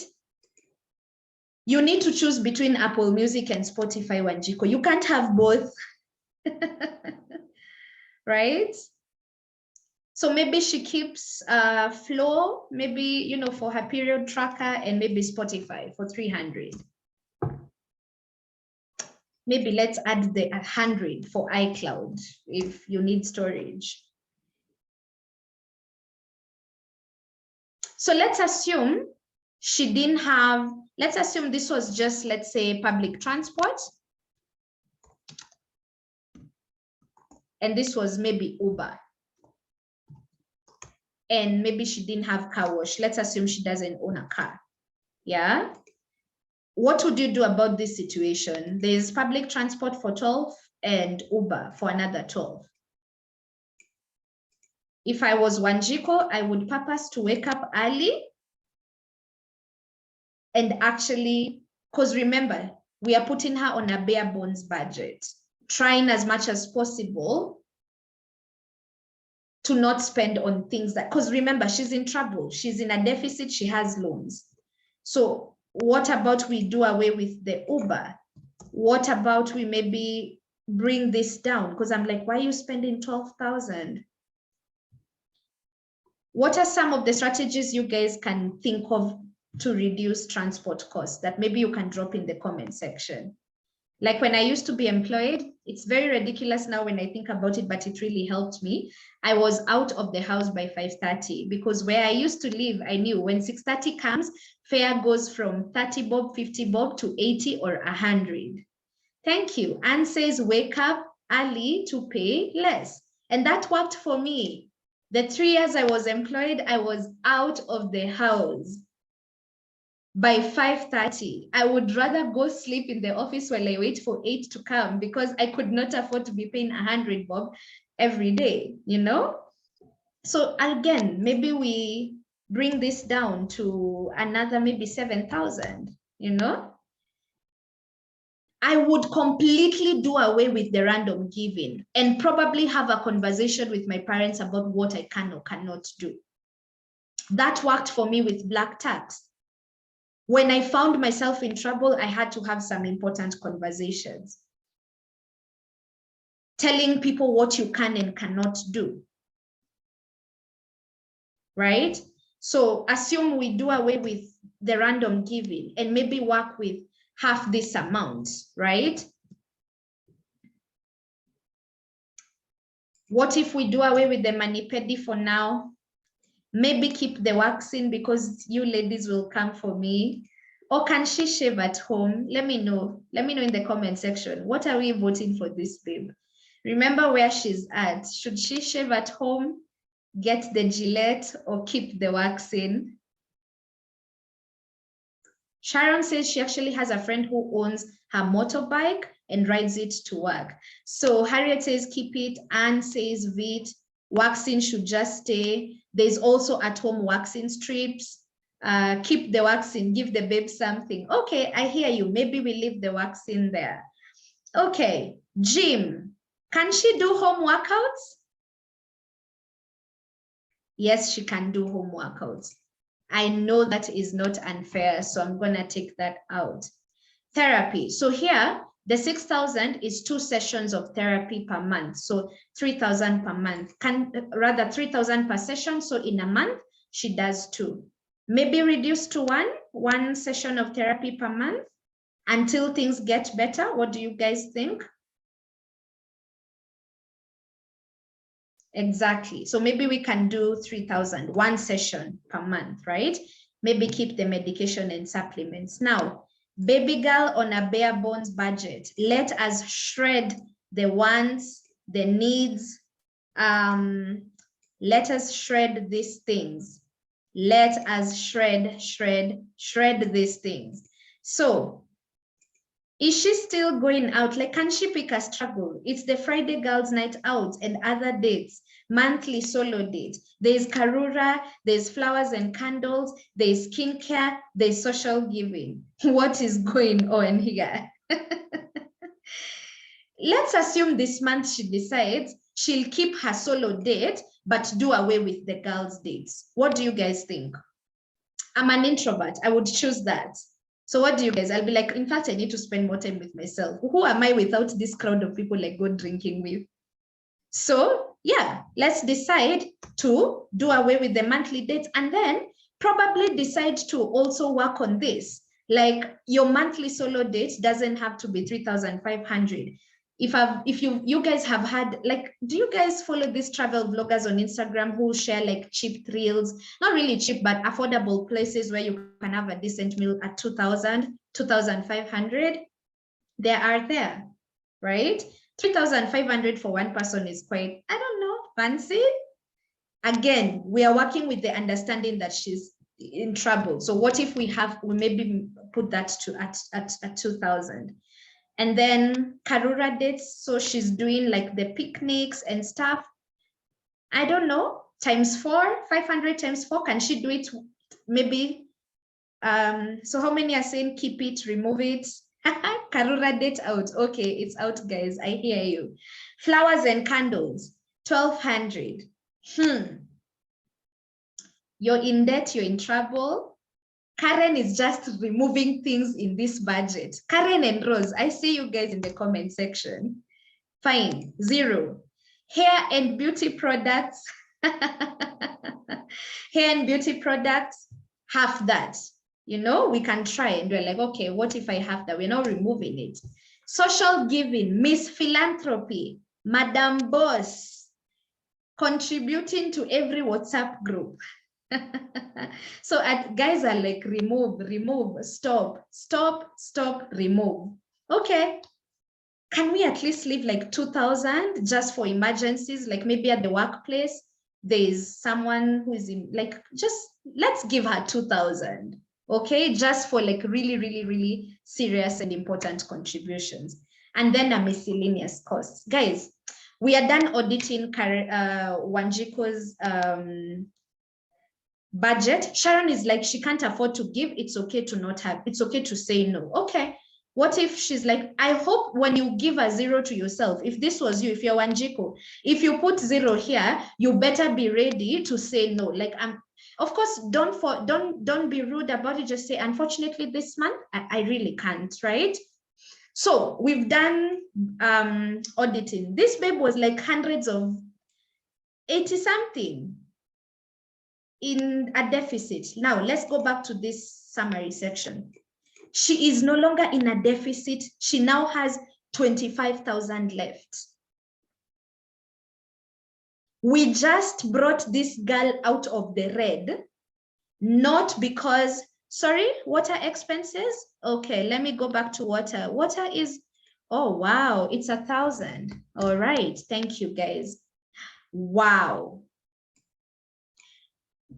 Wanjiko has just moved from paycheck to paycheck loans to having 34,000 to spare after paying her mobile loan that she can decide to pay and never go back to it again. See what happens to this girl if she pays this loan and doesn't go back to it again. She pays and she doesn't borrow. How much does Wanjiko have left, excess, to dedicate to saving and investing? Now, guys, please talk to me in the comment section. Is what we have done right now realistic or super unrealistic for you? Just be honest. She has not increased, like her salary hasn't increased. She's still the same babe who earns 220,000. But now with the audit we've done, we were just reasoning together, right? And now she's out of the mobile loan debt. Like, if this girl, like, whoever thought that simply by making some changes, some sacrifices, now you're no longer the babe who is 82,000 in deficit every month. Now you have 72,000 that you can decide, this is going to my emergency fund. I'll even increase the bank loan amount. By next year, I'll be out of debt. I'll start putting some money into my retirement. Do you guys see how you should go about budgeting? Like, getting yourself out of the red by just simply using the game plan we said. What to cut, what to keep, what to remove. Is this realistic, guys? Because according to me, it really is, because we were reasoning together. We were asking, okay, if you were her in this situation, what would you do? This is the power of two things, guys. Tracking your expenses and knowing exactly where your money is going, where you're bleeding money. And number two, being honest enough with yourself about what are needs, what are wants, and being able to bring yourself to a place of compromise. Of course, these things are not easy. These changes we've made in her life are not easy, but look at the end result. So what am I trying to say? You guys are in this class right now. You paid 2,500 to attend this class. I'm pretty sure there's something you wanted to achieve. How many of us are getting there? Let me know in the comment section. And how many of us are starting to realize it's more than just head knowledge. If I want my money situation to change, I have to have had conversations with myself. I have to call myself out. I have to know where the problem is. Most of us are trying to actually fix something, but we don't even know what's wrong. Because if I asked you how much you spent on entertainment, you'll tell me 5,000 when really it's 13,750. When I ask you how much you spent on giving, you can't tell me exactly how much. You need to be actively involved. Thank you, Diana, in the comment section. She says, I need to be present with, like, you need to be present with in your finances. That's why a lot of us are stuck. So John is asking, how do you go about food and shopping? Because that's where bleeding occurs. We get a lot of recommendations, guys. Of course, there's a food and shopping list. Once I send you guys this, you can always sit down and ask yourself, what is the typical shopping list I need in my house? You know, groceries and fruits, how often do you buy? Perishables, most of them are done weekly, and then you have non-perishables that most are done on a monthly basis. Most of us don't even have a shopping list. You usually just have a fixed shopping list. You go maybe to the you know, to the supermarket with, but some stuff is expiring in your kitchen. Okay, so this is where we are at now. Wanjiko now has money. She can start thinking, ametoka kwa red. She's out of the red. She's no longer on a bare bones budget. She probably lived on this bare bones 2 months, 3 months for her to get to 72,000. And now she's ready. She's like, I'm ready to set up my emergency fund. So how do we go about the emergency fund? We said we will learn how to budget and save for these investments, okay? So your emergency fund is 6 months worth of your living expenses. She has done an amazing job, right? She really has done an amazing job, and she is, let me just fix this. Okay, we are good. So she's done an amazing job. She has gotten out of the red. However long it took her, she's here now. And she can actually start now looking at her financial goals other than living paycheck to paycheck. So her expenses are 147 to 29. So she wants to start building a 6 months emergency fund. So what's the target she's working with? 147 to 29 times 6. Guys, no one should tell you there's a fixed amount. For her, it's 883. That's her target. If you use more, of course, your target is higher. If you use less, your target is higher. Okay? So we have the target, 883. So let's round it off to maybe 850. That's good. Let me know in the comment section.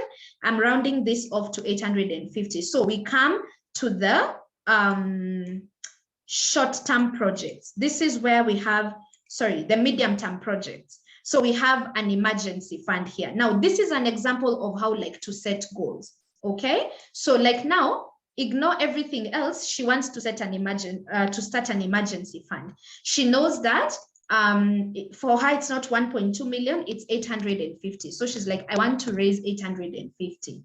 Now,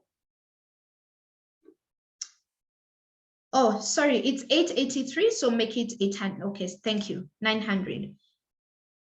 Let's fix that. So her target is 900,000, okay?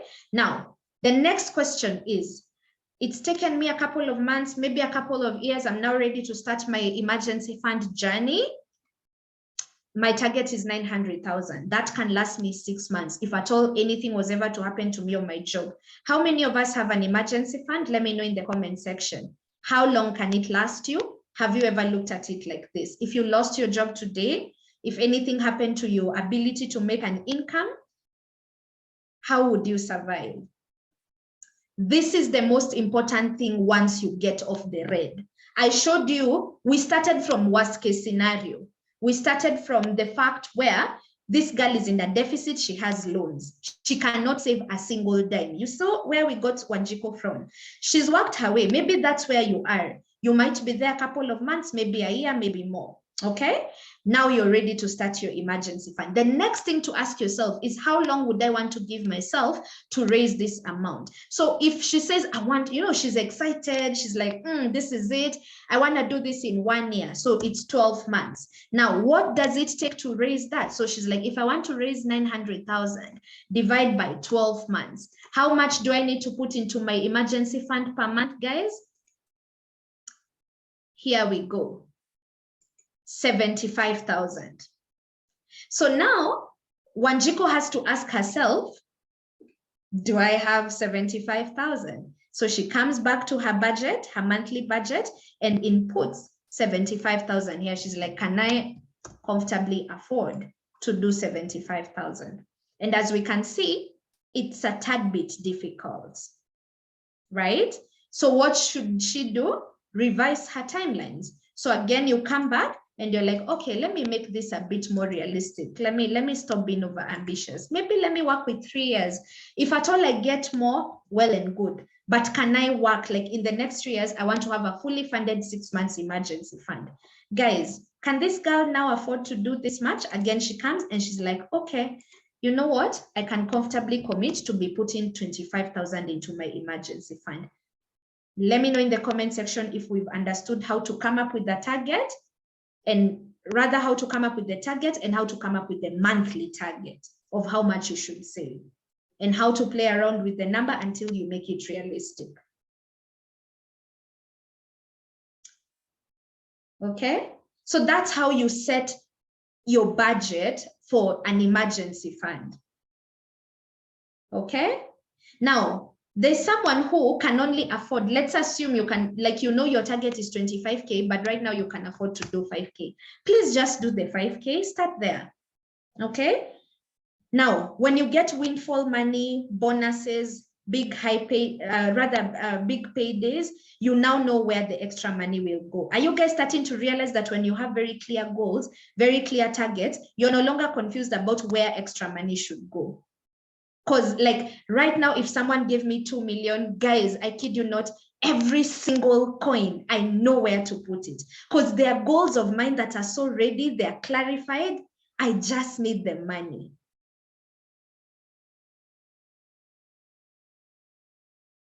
Okay.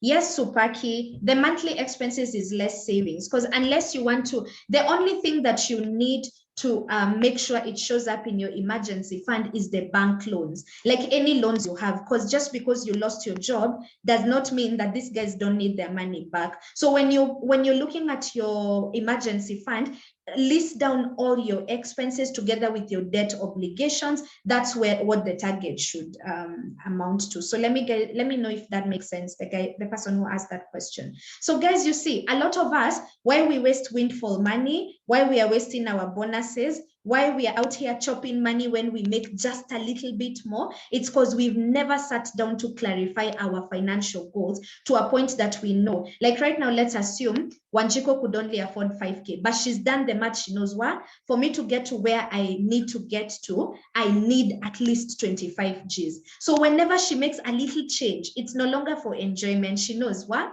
all my extra money, this is where I want it to be going to. Okay. Now, that's your emergency fund.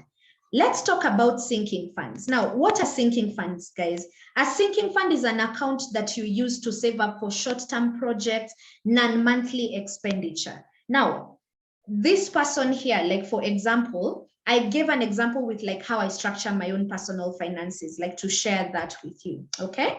Now, you can have like 1 account, 2 accounts, 3 accounts, 5 accounts, if it works for you. But bottom line is that you're able to know what each account is for. Now you can see like my Zimele Money Market Fund account, I use it to save for like car and travel expenses, right? So I know every year I need to pay this much for car insurance. I know major service will cost me this much. I don't like shocks and surprises. And guys, and these the things that make us go crazy on 1 month. Let me know if especially if you own a car, like there are months your car is crazy. Today it's the side mirror, the other day it's just knocking something, like, and that's what runs you broke that month. So all of your financial goals out the window. But everyone who owns a car knows these are expenses that comes with owning a car. Now, instead of saying this car makes me spend haphazardly, why don't you put aside like a amount of money where you're like, you know what, let me just have a stash somewhere. Like in case anything happens, my insurance is due, any cost for the car, I can always dip into this account. So like now for me, I love to like combine. I was like, okay, my most scary expenses, sometimes I feel like I love to travel, but I don't want to travel on loans or debt or to compromise, like for example, my emergency fund so that I can go to like Mombasa, Diani, Dubai, whatever, right? So I know this is my desire.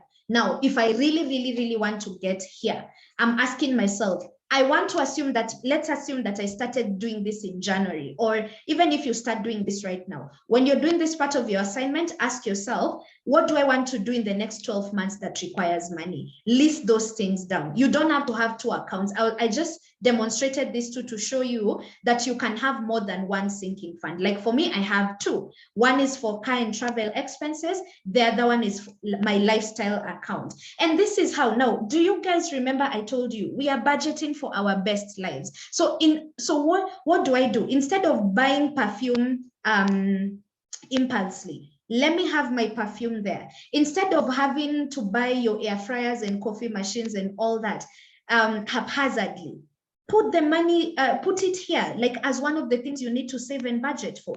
If you, for example, have been wanting to work with me and you want to take a budgeting class and an investment class, you've done the math, maybe it comes to 20,000 instead of, oh, I can't afford financial coaching, right?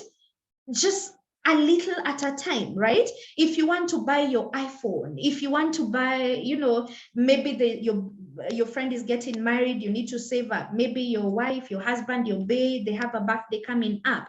Christmas is coming up. You know you need school fees of this much, skincare of that much, wardrobe need of that much, your friend's birthday, this is your budget. Like, quite literally, this is what it is. They're called sinking because it's money you're saving to spend. So what happens here? Once I've listed down all of these things, I'm like, okay, if I was to put a little money every month, just a little every month, because all of these things don't all fall on the same month. Are we in agreement there? Give me a yes in the comment section if we are together up to here. They don't happen the same month. So maybe one thing will happen in January, another thing comes next in April, another one will come again in August. So, but every month you have a commitment. I will do a little, so that as and when these things are due, I actually have the money for them. Guys, imagine if you started 2022 like this. You sat down in January or in December last year, you asked yourself, what do I need to do in the next 12 months that requires money? You listed them down, you put the target amount, and you decided, okay, how much do I need? I need 433,000. Divide by 12. How much do I need to save per month? 36,000. And you open an account and say, I'll be putting 36,000 every month so that I can afford my lifestyle, so that I can get that air fryer, so that I can afford this birthday, so that I can travel, so that my car is paid for. Would we be in the trouble we are in because of soft life? So you see, guys, budgeting doesn't restrict you to suffer. Is it making sense, guys? And just because you want to live the soft life doesn't mean that you have to blow your budget. There is a science to it. There is a strategy you can employ. And that's where sinking funds come in. That's where sinking funds come in. So do you see that I wasn't clickbaiting you when I told you we were going to learn how to budget for our best lives? This is how to do it, guys. Strategically, intentionally. You travel with no debt. You get your skincare with no debt. You afford your birthdays, whatever makes you happy, whether that's books, travel, whatever it is that makes you happy, charity, without debt. And look at this. Wanjiko now has 25,000 going into her emergency fund, 36,000 going to lifestyle, and she still has 11,000.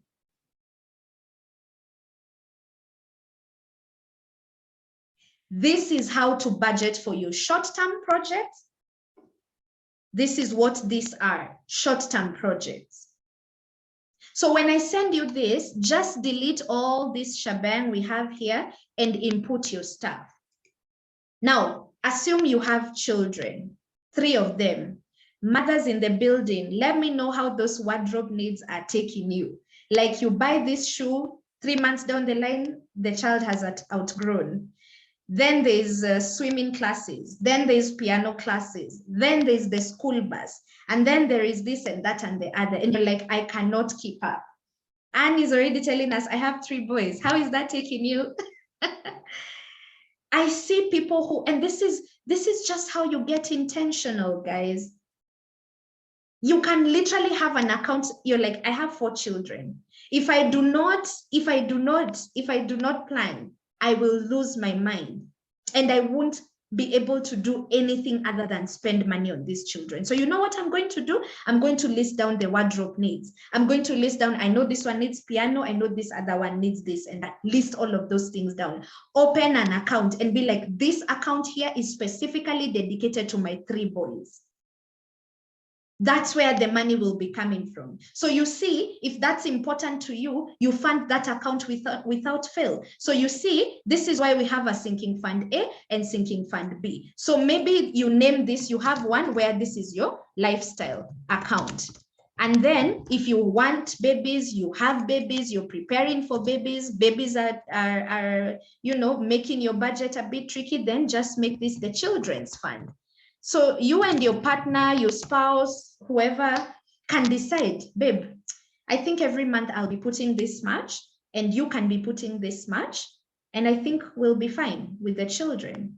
This is the account that will determine whether we are going to Mombasa for holiday on Christmas, taking them. If there's money, if there's none, then we stay home. This is the account that we have to be observing. By the time it's 2 months to, or 1 month to school fees, do we have enough? Let me know in the comment section if it's making sense, guys. Have we understood sinking funds?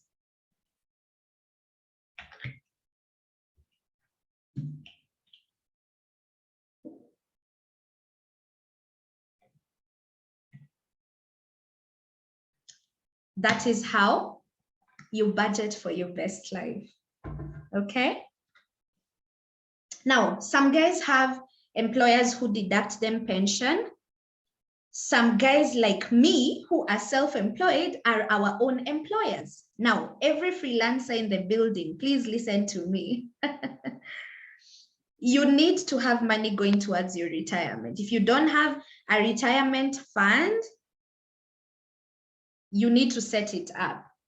Just get a personal pension fund. It is as simple as opening like a simple money market fund. And I've told you guys, if you want to have an all-rounded experience of what we are learning today, and you've never attended my investment class, please get the self-paced course, the Invest for Your Best Life Masterclass. I break these things down very well and how to save for retirement. Now, Sarah has asked a question that is very important that gives a lot of my clients chest pains. She has asked, is NSSF enough? Guys, just quick math before we go to the next portion. How much are you being deducted for NSSF? Is it 200, 1080? How much? Let me know in the comment section. If you're being deducted NSSF and that's your pension, how much? 200, okay? Let's work with 200 and let's work with guys who are being deducted 1080. I know some people it's 200, others it's 1080. Let us work with 25 work years, okay? Now, 25 times 25 years times 12, that's 300 months. Let me know if I'm correct, okay? Now, let's see, how much will this person have in savings after 25 years of working? 200 per month times 300. This other one, it is 1080 per month times 300 months. This is a whole 25 years of working. How much does this person get in pension payouts? So let's assume even this one was Wanjiko. Sarah, Lord. So imagine Wanjiko with her 220s being deducted 200 bob. And in her head, she's like, but I have pension. Tunakatwa pension. We are being deducted pension. 60K is not even what she's spending right now per month.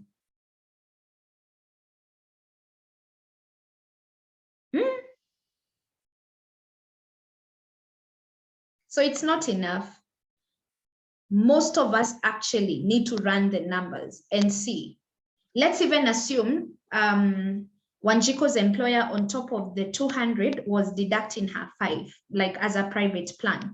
So she has 5,000 going into that.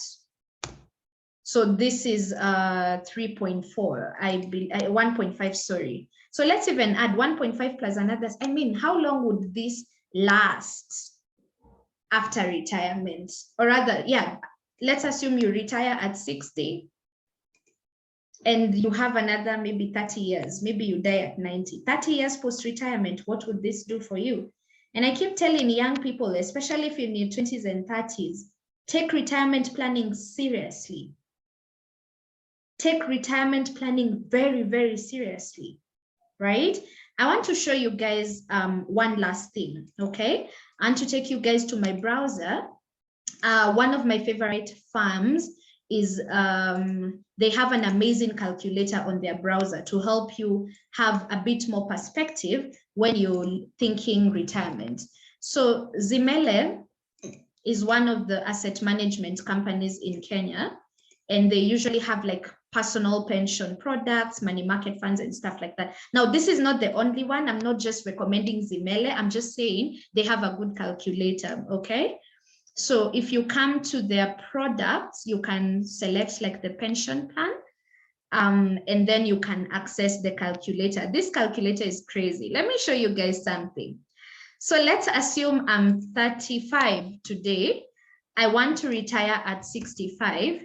And when I'm retired, because I will no longer be employable, I need some investments to be giving me money when I'm retired. So I've done my calculation and I've decided 200K is enough for me. I think if I can be getting 200K passive income, I'm good.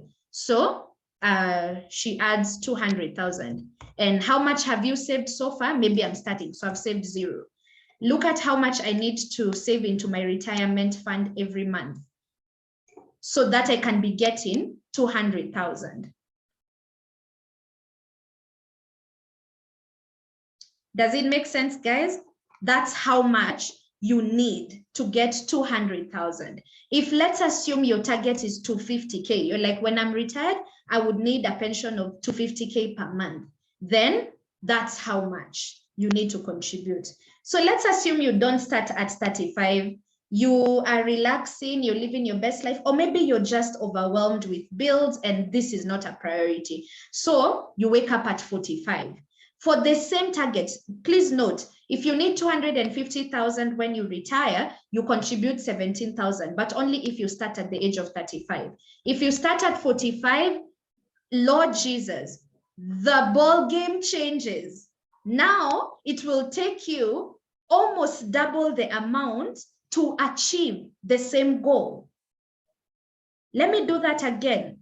When you start at 35, you just need 17,000 per month to get to 250K worth of passive income. Now, guys, this is assuming an average interest rate of 9% per annum. That's what most of these retirement pension plans will give you. So if you start at 35, it's 17. If you start at 45, just 10 years late, when you realize at 50 that you need to get your life together because now you only have 15 years left. Now, let me show you something. If you're smart, you're young, you've attended this class, and you're just 25, 6,796 is enough to get you there. I will remind you guys to never, ever disrespect little money.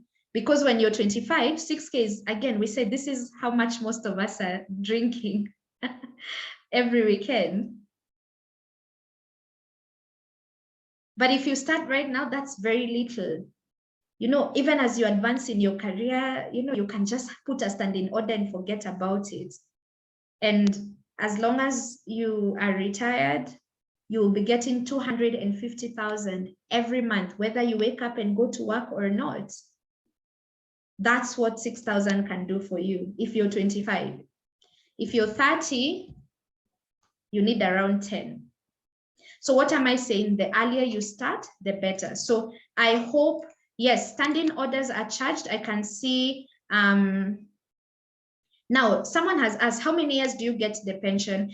Remember that we're assuming your money is actually invested. So you're getting it in perpetuity. If your money stays invested and you don't take out the lump sum, then your money stays invested and it's earning 9% every year. So you can actually be able to be receiving the 250K, okay?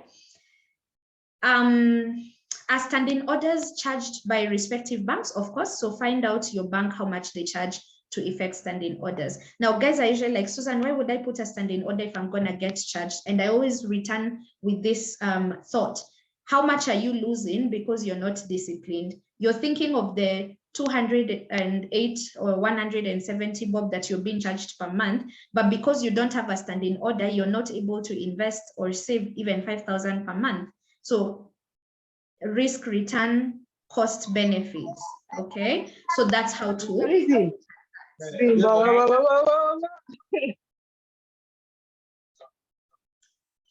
Guys, please make sure you mute yourselves. Thank you.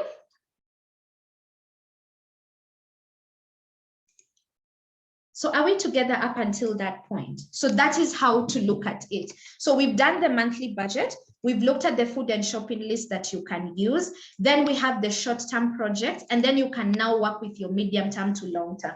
So this is also how you look at the other goals that you have. Again, here we are working with an assumption of, you know, maybe Wanjiko earns more. Let's even look at something like, you know, she actually now increases her income, or she starts a side hustle, like the lady who said she wants to start her own bookshop. Let's assume if guys are buying books and maybe renting some, maybe she makes 50,000 extra. That's where you track additional income. So just by making 50,000 bob, or even 20,000 extra from a side hustle, she still has 31. Like the more you earn, the more you increase your sources of income. Your business now is giving you 30,000, that online thrift shop, that bakery, the baking that you do over the weekend, the tutoring, the online transcribing jobs, all that. Maybe you increase. So you see, the more you earn, the more flexibility you have, because now you can come and start looking at other things. You've done your emergency, your sinking funds, and maybe now you have other goals. I want to do like a land and building project. It will cost me 5 million. 60 months is 5 years from now. So if I want to raise 5 million in 60 months, how much do I need, right? Now, assuming you're doing that in a SACCO and you want to take a credit facility, you would only need a third of this, right? Because you know that your SACCO will give you a loan of ×3 of your savings. So if you divide this by 3, you probably just need to save around 27,000 in your SACCO every month. And after the 5 years, you can get your loan of 5 million and you can do your building project. Guys, let me know in the comment section if that makes sense in terms of like how to think about some of these projects.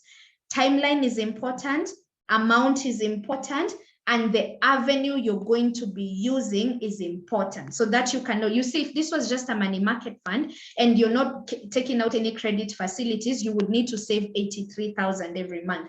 But if that's not doable, and this is why I tell people, understand some of these investments, because if I was trying to do a building project in the next 5 years and I'm a low income earner, I would not go through the money market funds way, because it will take me so long. Maybe I can't raise 83,000 per month, but I can raise 27. If I can raise 27,000, then I can get the loan after 5 years, build the project. Maybe it's an Airbnb, maybe it's just stopping to pay rent and you live in your own house. I mean, it just depends on what you're after. So I hope we are clear there. The comment section is very, very quiet. Let's report to duty. Let me know if that makes sense. We are still budgeting for projects.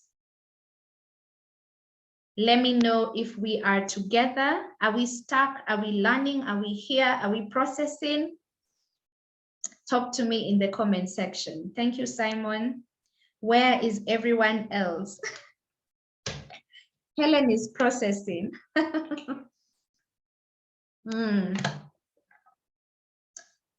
John feels like his brain will explode. That's what a masterclass is. We've literally done a budgeting crash course. Yeah, Grace has actually mentioned something important. I've never thought about considering the avenue. It's very, very important. And that's why I tell people, please don't just go to someone's DM like Susan Wanjiko and ask her, hi coach, I have 50,000. Where would you recommend I invest? I always ask people, what are your goals? You see, if I'm biased towards circles, I'll just tell you to put your money in a circle. And maybe that's not what you need right now. Maybe you need something else. Or if I'm biased towards like crypto, I'll tell you to do that. But you see where to put your money. Are you guys realizing that all these savings and investment choices that Wanjiko is making are goal-oriented? I'm not just saving because I know people should save. I've asked myself, what do I want? I need an emergency fund of this much by this time. I need a building project. This is how much, this is the timeline. I want to have stock market investments. In the next 5 years, let's say you want to have stock market investments of 1 million. So you're like, okay, so how much do I need to put per month in stock? 16K. Now I need bond investments of 1 million. So how much do in maybe 4 years, how much do I need to put aside? 20,000. You could always play around with these numbers, and the same would ideally apply to your long-term projects. Okay. Now, finally, we need to look at debt freedom. If you are in debt, the way to budget for debt, we've covered a bit of it. That's why I gave you the demonstration of where Wanjiko was. Wanjiko had bank loans and a mobile loan accumulation of around 39. There is no other way. If your income is not increasing, you must deduct. Like you have to actually come down to a bare bones budget so that you can come out of this debt. But it starts from the planning aspect. So here you're going to get some recommendations. And the most important thing, please, tonight, actually sit down and list down all these loans from the smallest to the largest, or from the largest to the smallest. It doesn't matter. The first step to getting out of debt really is finding out who do I owe, how much do I owe them, okay? The total amount owed, the monthly repayments, what do you need to pay per month? There are some that maybe you owe a person, but there are some that are very, very strict, like the mobile loans, the bank loans, the circle loans.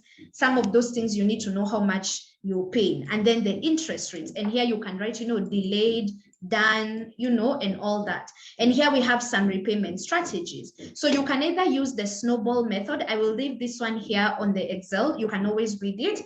It's a repayment method where you list all your debts from the smallest to the largest, and then you start paying the loans from the smallest debt. And that really works well for people who want motivation. Start with the small annoying loans, the 4K here, the 6K there, the 7K you've been dodging Mwangi, who keeps calling you. Just slowly by slowly. You didn't get into debt overnight. You can't get out of it overnight. That's why you need to have a strategy. Then we have the avalanche method, where you pay the debt that pays you the highest interest rate. In Kenya today, these are your mobile loans. Guys, those things are running us dry. It's so easy to get the loans, but I don't know if you guys are calculating how much you're paying in interest. If you're paying 7% per month, you're probably working with an estimate of 84% per year. Does that make sense? Does that make sense? You see, you're just looking at it in terms of it gets a bit more every month. So you take, you borrow, you take, you pay, you borrow. By the end of the year, if that's your cycle, you've paid Tala, Mshwari 84% in interest. So you need to, first of all, get rid of the high interest loans. And then, if that's the strategy you think would work for you. And then we have consolidation. Consolidation is for someone who's in trouble. Like this person has the entire country calling them for their money. You owe so many people, you can't keep tabs. Debt consolidation refers to combining all your loans, all of them, and kind of like calculating all these people who are calling me, how much do I owe? Maybe you owe 700,000.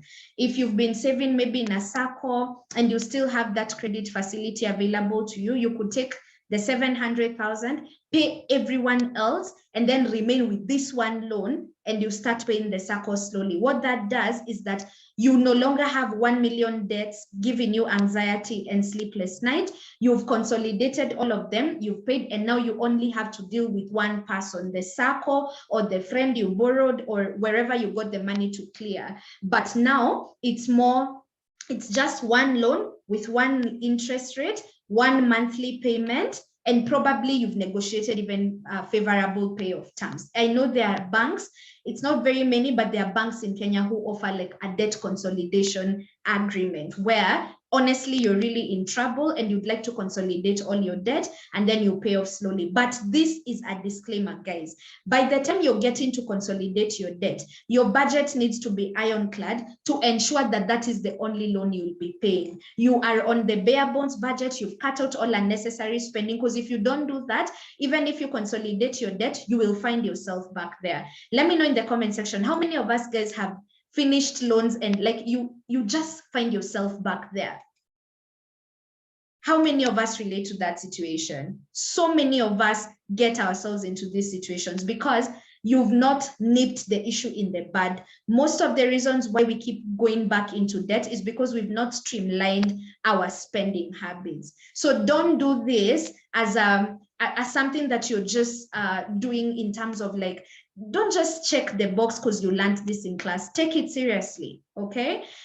First of all, fix where the problem is, then consolidate the debt and remain with this one loan and pay it consistently and be done with it, okay? Any questions on debt? Drop them in the comment section, yeah? So Achieng, thank you, yeah. This class calls for a lot of habit changes, right? And that's why I told you guys that success in money and personal finance is honestly just 20% head knowledge, and 80% of your success will come from your behavior and your emotional intelligence when it comes to money matters. All right.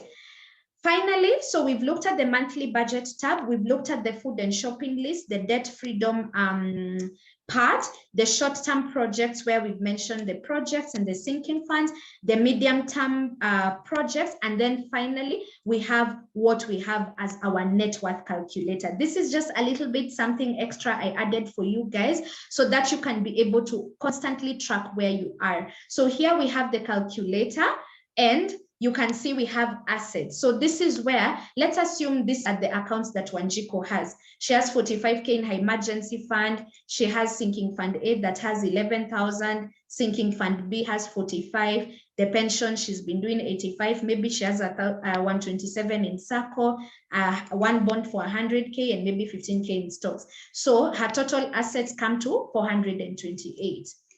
Then we have liabilities. So in other words, when you're thinking about your assets, this is what I want you to think about. Assets are what I own, okay? And then liabilities are what I owe. If you take out your assets from your liabilities, then you're able to see your net worth. Now, so many of us know Bill Gates' net worth, Warren Buffett's net worth, Lupita Nyong'o's net worth, Riggy G's net worth. But do you know your net worth? How ridiculous is it that you know everyone else's net worth, but you don't know whether you're in the red? You don't know whether you have a negative net worth or a positive net worth. I want to challenge you guys today. When you actually sit down with this budget, list down everything you own. These are, like now if you had a piece of land, for instance, that is valued at maybe say 1.2 million, you add that as part of your assets, okay? That's 12 million, Susan, stop joking. That's 1.2 now, okay?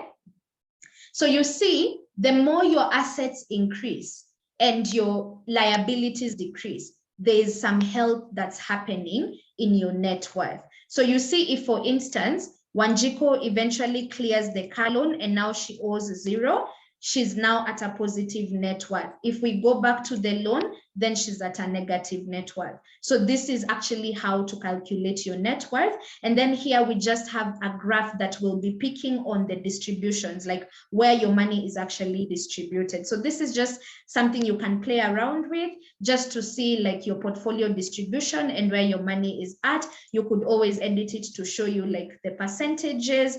And so you can see that a total of 10% is in the emergency fund. And then we have 3% that is in stocks.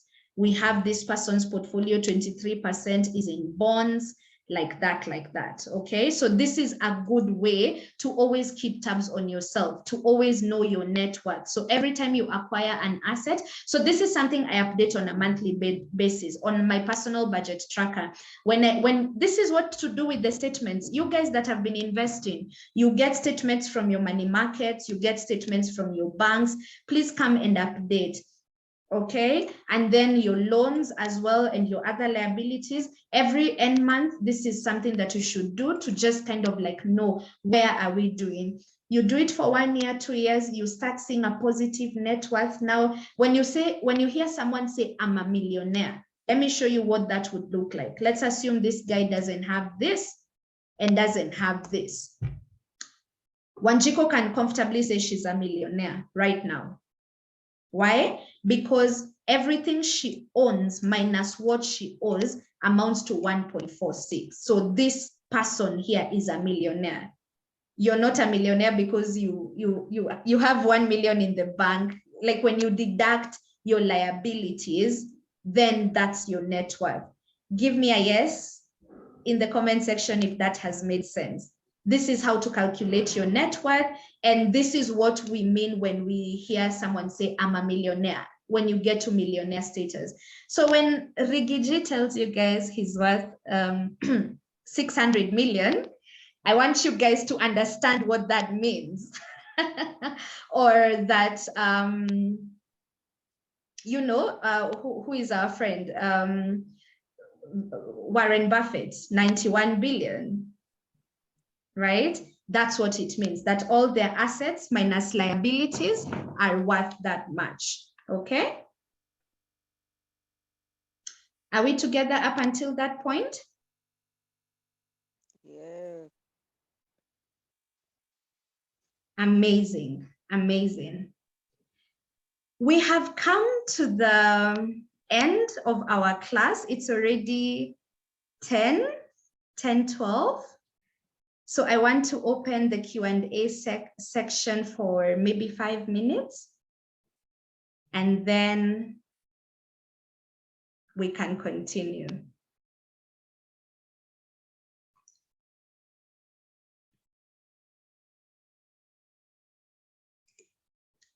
So someone has asked something, do we restart a new Excel sheet every month? No, what you do once you've done your Excel sheet, just come here. Let's assume we've done this. You just come and copy paste this.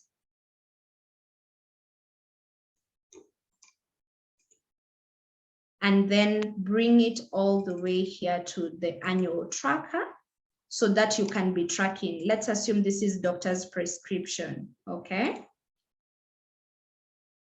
So now you're the one to come and be accountable. Like, okay, in January, did I put the 25,000? Okay. What about February? Maybe you didn't do 36, you did 12. Just be accountable. I did 12.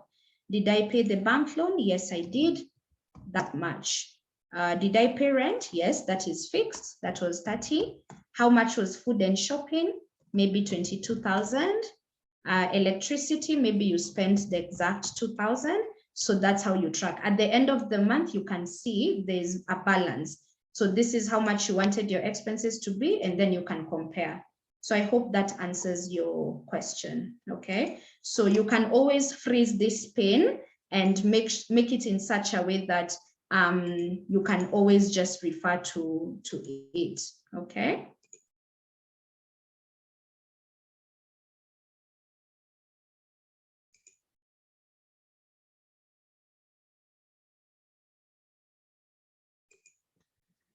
So when you freeze, then you're good with that. You can always just move the pins and you can track every month. All right. Okay, so let's open this questions. Kindly guide us on how to go about school fees, savings, and payments. Also about sinking funds. What if your goal expires before the year? This is a continuing thing. So if you want to start paying for school fees, if you know you need 30,000 every 3 months, it's 30,000 divided by 3. So you know that every month I should be putting 10,000 so that by the time it's 3 months, I have the 30,000 to go towards the school fees, right? If your goal expires, just put a 0 there and add whatever. Like your sinking fund is a continuing process. It's a continuous process. Okay.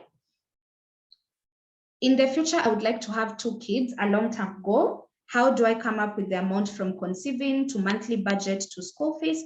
You have to actually sit down and you can open an extra Excel sheet. Just list, how much is giving birth in Kenya, what are the schools you project that you want them to go to, get the fees structure, get actively involved. That's the only way to know how much it would cost you. Then you can open like a specific account to be putting money a little bit every month, every quarter, every year, however often and however much works for you, then that's how to go about it.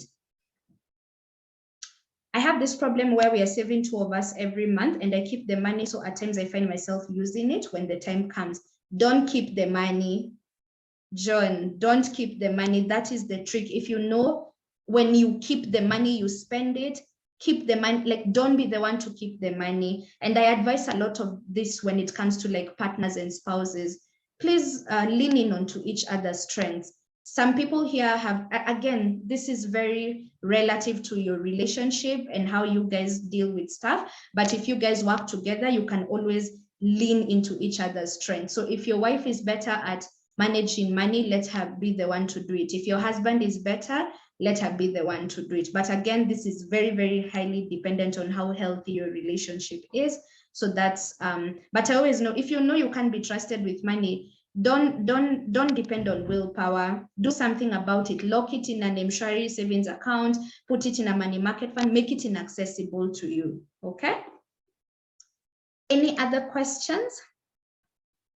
So I'm going to be sharing this budget tracker as is. Anyone who attended the class, you will know what to do. I'm just going to remove the color codes that we've been working on, and you're going to receive that, okay? Andrea is like, there was an expense tracker you shared on IG. Please, can you share that again? The expense tracker is an app called the Money Manager app. You can find it on iOS or Android. It's a red piggy bank with like a white icon. Rather, it's a red icon with a white piggy bank. So you're gonna see it. It's very, very good. Like me, I use my phone to track my expenses the whole month.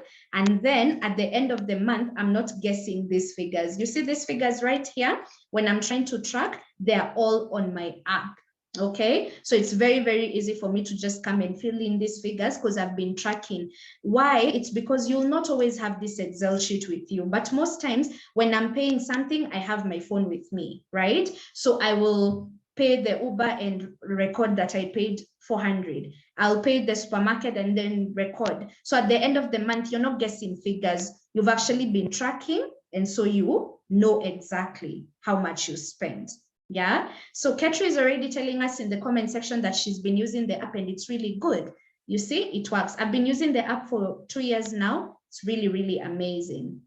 Okay, Joy asks, if you're on a bare bones budget, can you still squeeze some enjoyment just to maintain your sanity, even if you're not able to invest? Again, that's a personal preference.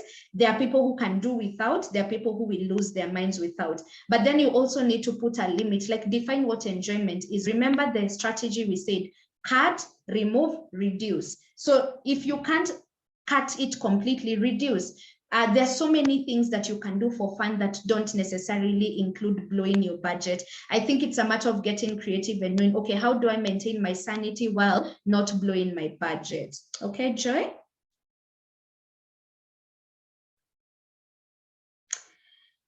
Grace is asking, is it crazy to have a financial independence sinking fund?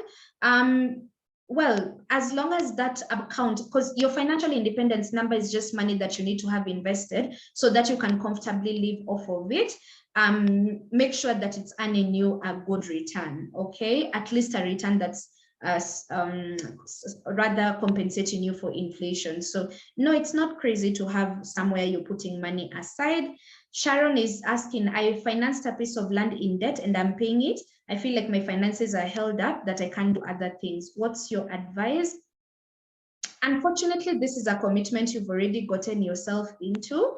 I think, and land is a very, very tricky thing because most of us have like dead assets in the sense that this piece of property or land is not yet giving you money. So you're just paying it, but it's not giving you any money. Just consider it a debt and use the same debt strategies. Like you have to pay it off anyway, unless you want to like dispose it off. But I would also advise that you guys be careful on, before you take out a loan for investment purposes, ensure you've calculated the return on your investment and that you actually understand that, you know, what you've projected and you've seen, okay, can I actually sustain paying this off? You know, even with maybe income fluctuating and stuff. So honestly there, Sharon, you would have to just roll with the punches, unless you want to sell off the piece of land, but you still have to add that debt repayment as part of like your debt obligations. Again, see what you can cut, remove, reduce, and try get that loan off. If you feel like it's tying you up, pay it as fast as possible so that you can free up money. So you have to roll with the punches on that one, okay? For emergency fund, is it okay to put it in an investment? No, don't put it in anything that is risky. Emergency funds are supposed to be on the bare minimum. The best, or rather the best place I recommend is a money market fund. One, it preserves your capital. You're able to, like a high yielding savings account. Your capital is preserved, but your savings are earning you an interest. But don't take it and put it in crypto. That's unpredictable. Don't take it and put it in a piece of land. How would you liquidate a piece of land if you have someone in hospital? It's not as easy as it sounds or as easy as it looks. So put it somewhere where you can withdraw in a few days if needed. Okay. So guys, Acheng is asking, is the money manager the one with the green piggy bank? No, it's white piggy bank, red icon. Have firms where you save retirement funds ever gone bankrupt? What would one do if that happened? This is a really good question. I like to tell people that it's not your responsibility to know what's happening in every Kenyan company, but it's your responsibility to know what's happening in the companies where your money is invested. These retirement funds, if at all you feel like your money is at risk, maybe you've had something in the news of there's been a risky trend going on, you can always withdraw your money. They don't penalize you. This is not like an insurance product. If I want to withdraw my money from my money market fund today, I can. If I want to withdraw my money from my pension fund today, I can. The problem is that a lot of us put money, but you don't know anything about the company. Something, even maybe it's the company has been trending on Twitter, on Business Daily, in the business news. People are talking about liquidity, insolvency, but you haven't. So when they are calling for those AGMs, please attend. When they send the monthly reports, please read those things. You'd be able to know. So I'm not telling you need to become now the next big investment analyst, but if your money is, for example, with CIC, on the bare minimum, know what's happening in that company. So you can always withdraw your money and go to a company that you feel is more stable and that your money is secure. However, there's a regulator. As the Capital Markets Authority and the Retirement Benefits Authority usually guarantee client money. It might take a while. You're not going to be paid immediately, but in cases of regulated products and the company has gone bankrupt, there's a process for you to get your money. Of course, with bureaucracy and government processes, it might take a while, but most people usually get their money back because these investments are guaranteed. This is why you should also ensure that the company and the product you're investing in is actually regulated by the Capital Markets Authority. in Kenya or in the country that you're in. I understand we are joined by a couple of people from TZ and Ghana. So just follow up on who the regulator in your country is. And again, there's more information about that in the Invest for Your Best Life Masterclass. Now, final question, guys, it's 10:30. And related to this class, are you taking on clients for consultation this year? Yes, I am taking on clients for consultation this year. If you just visit my website. Now, currently we have closed bookings for one-on-one coaching, but we have a couple of slots that are left. So if you want to book for a personalized class, you came and you want me to look at your budget or maybe advice, this is my website. You can always come under services. So for the one-on-one coaching program where it's just me and you in class, not like in a group class like this one, we've closed bookings until January next year. We're already fully booked till deck. That's why you can't access the classes, but we have a Pick My Brain consultation session that you can apply for. We have very, very few slots left. I know we don't have any in October, but we do have some in November. So when you just come to, and this is also linked on my bio on Instagram, so you can always just come here, give it a minute to load, and then we charge 5,000 for a 90 minutes consultation session on Zoom. And here you get to choose the dates you want. So you can see we don't have October dates, but we currently have some November dates on a Friday, and I believe a few December dates as well. So in case you need to book me on a personal level, that is how to get to me. Thank you so much, guys. We need to wrap this class up. I need to run one last poll, and I want to just find out from you guys, how do you think the masterclass was? Have we met your expectations? Have you learned what you expected to learn? Let me know in the comment section, and let me know on the poll that is on your screen before we call it a night. Send me all the feedback you can. Really appreciating it. I want to take this opportunity to thank you. You guys have been in class for 3 hours. Whoever thought you would sit in a budgeting class for 3 hours and not leave? Thank you so much for tuning in. Thank you so much for answering the questions. Thank you so much for participating in the polls, for keeping us engaged on the comment section, and most importantly, for choosing to show up for yourself and to read and to just empower yourself more. So thank you so much. I'm very, very, very happy that we did this.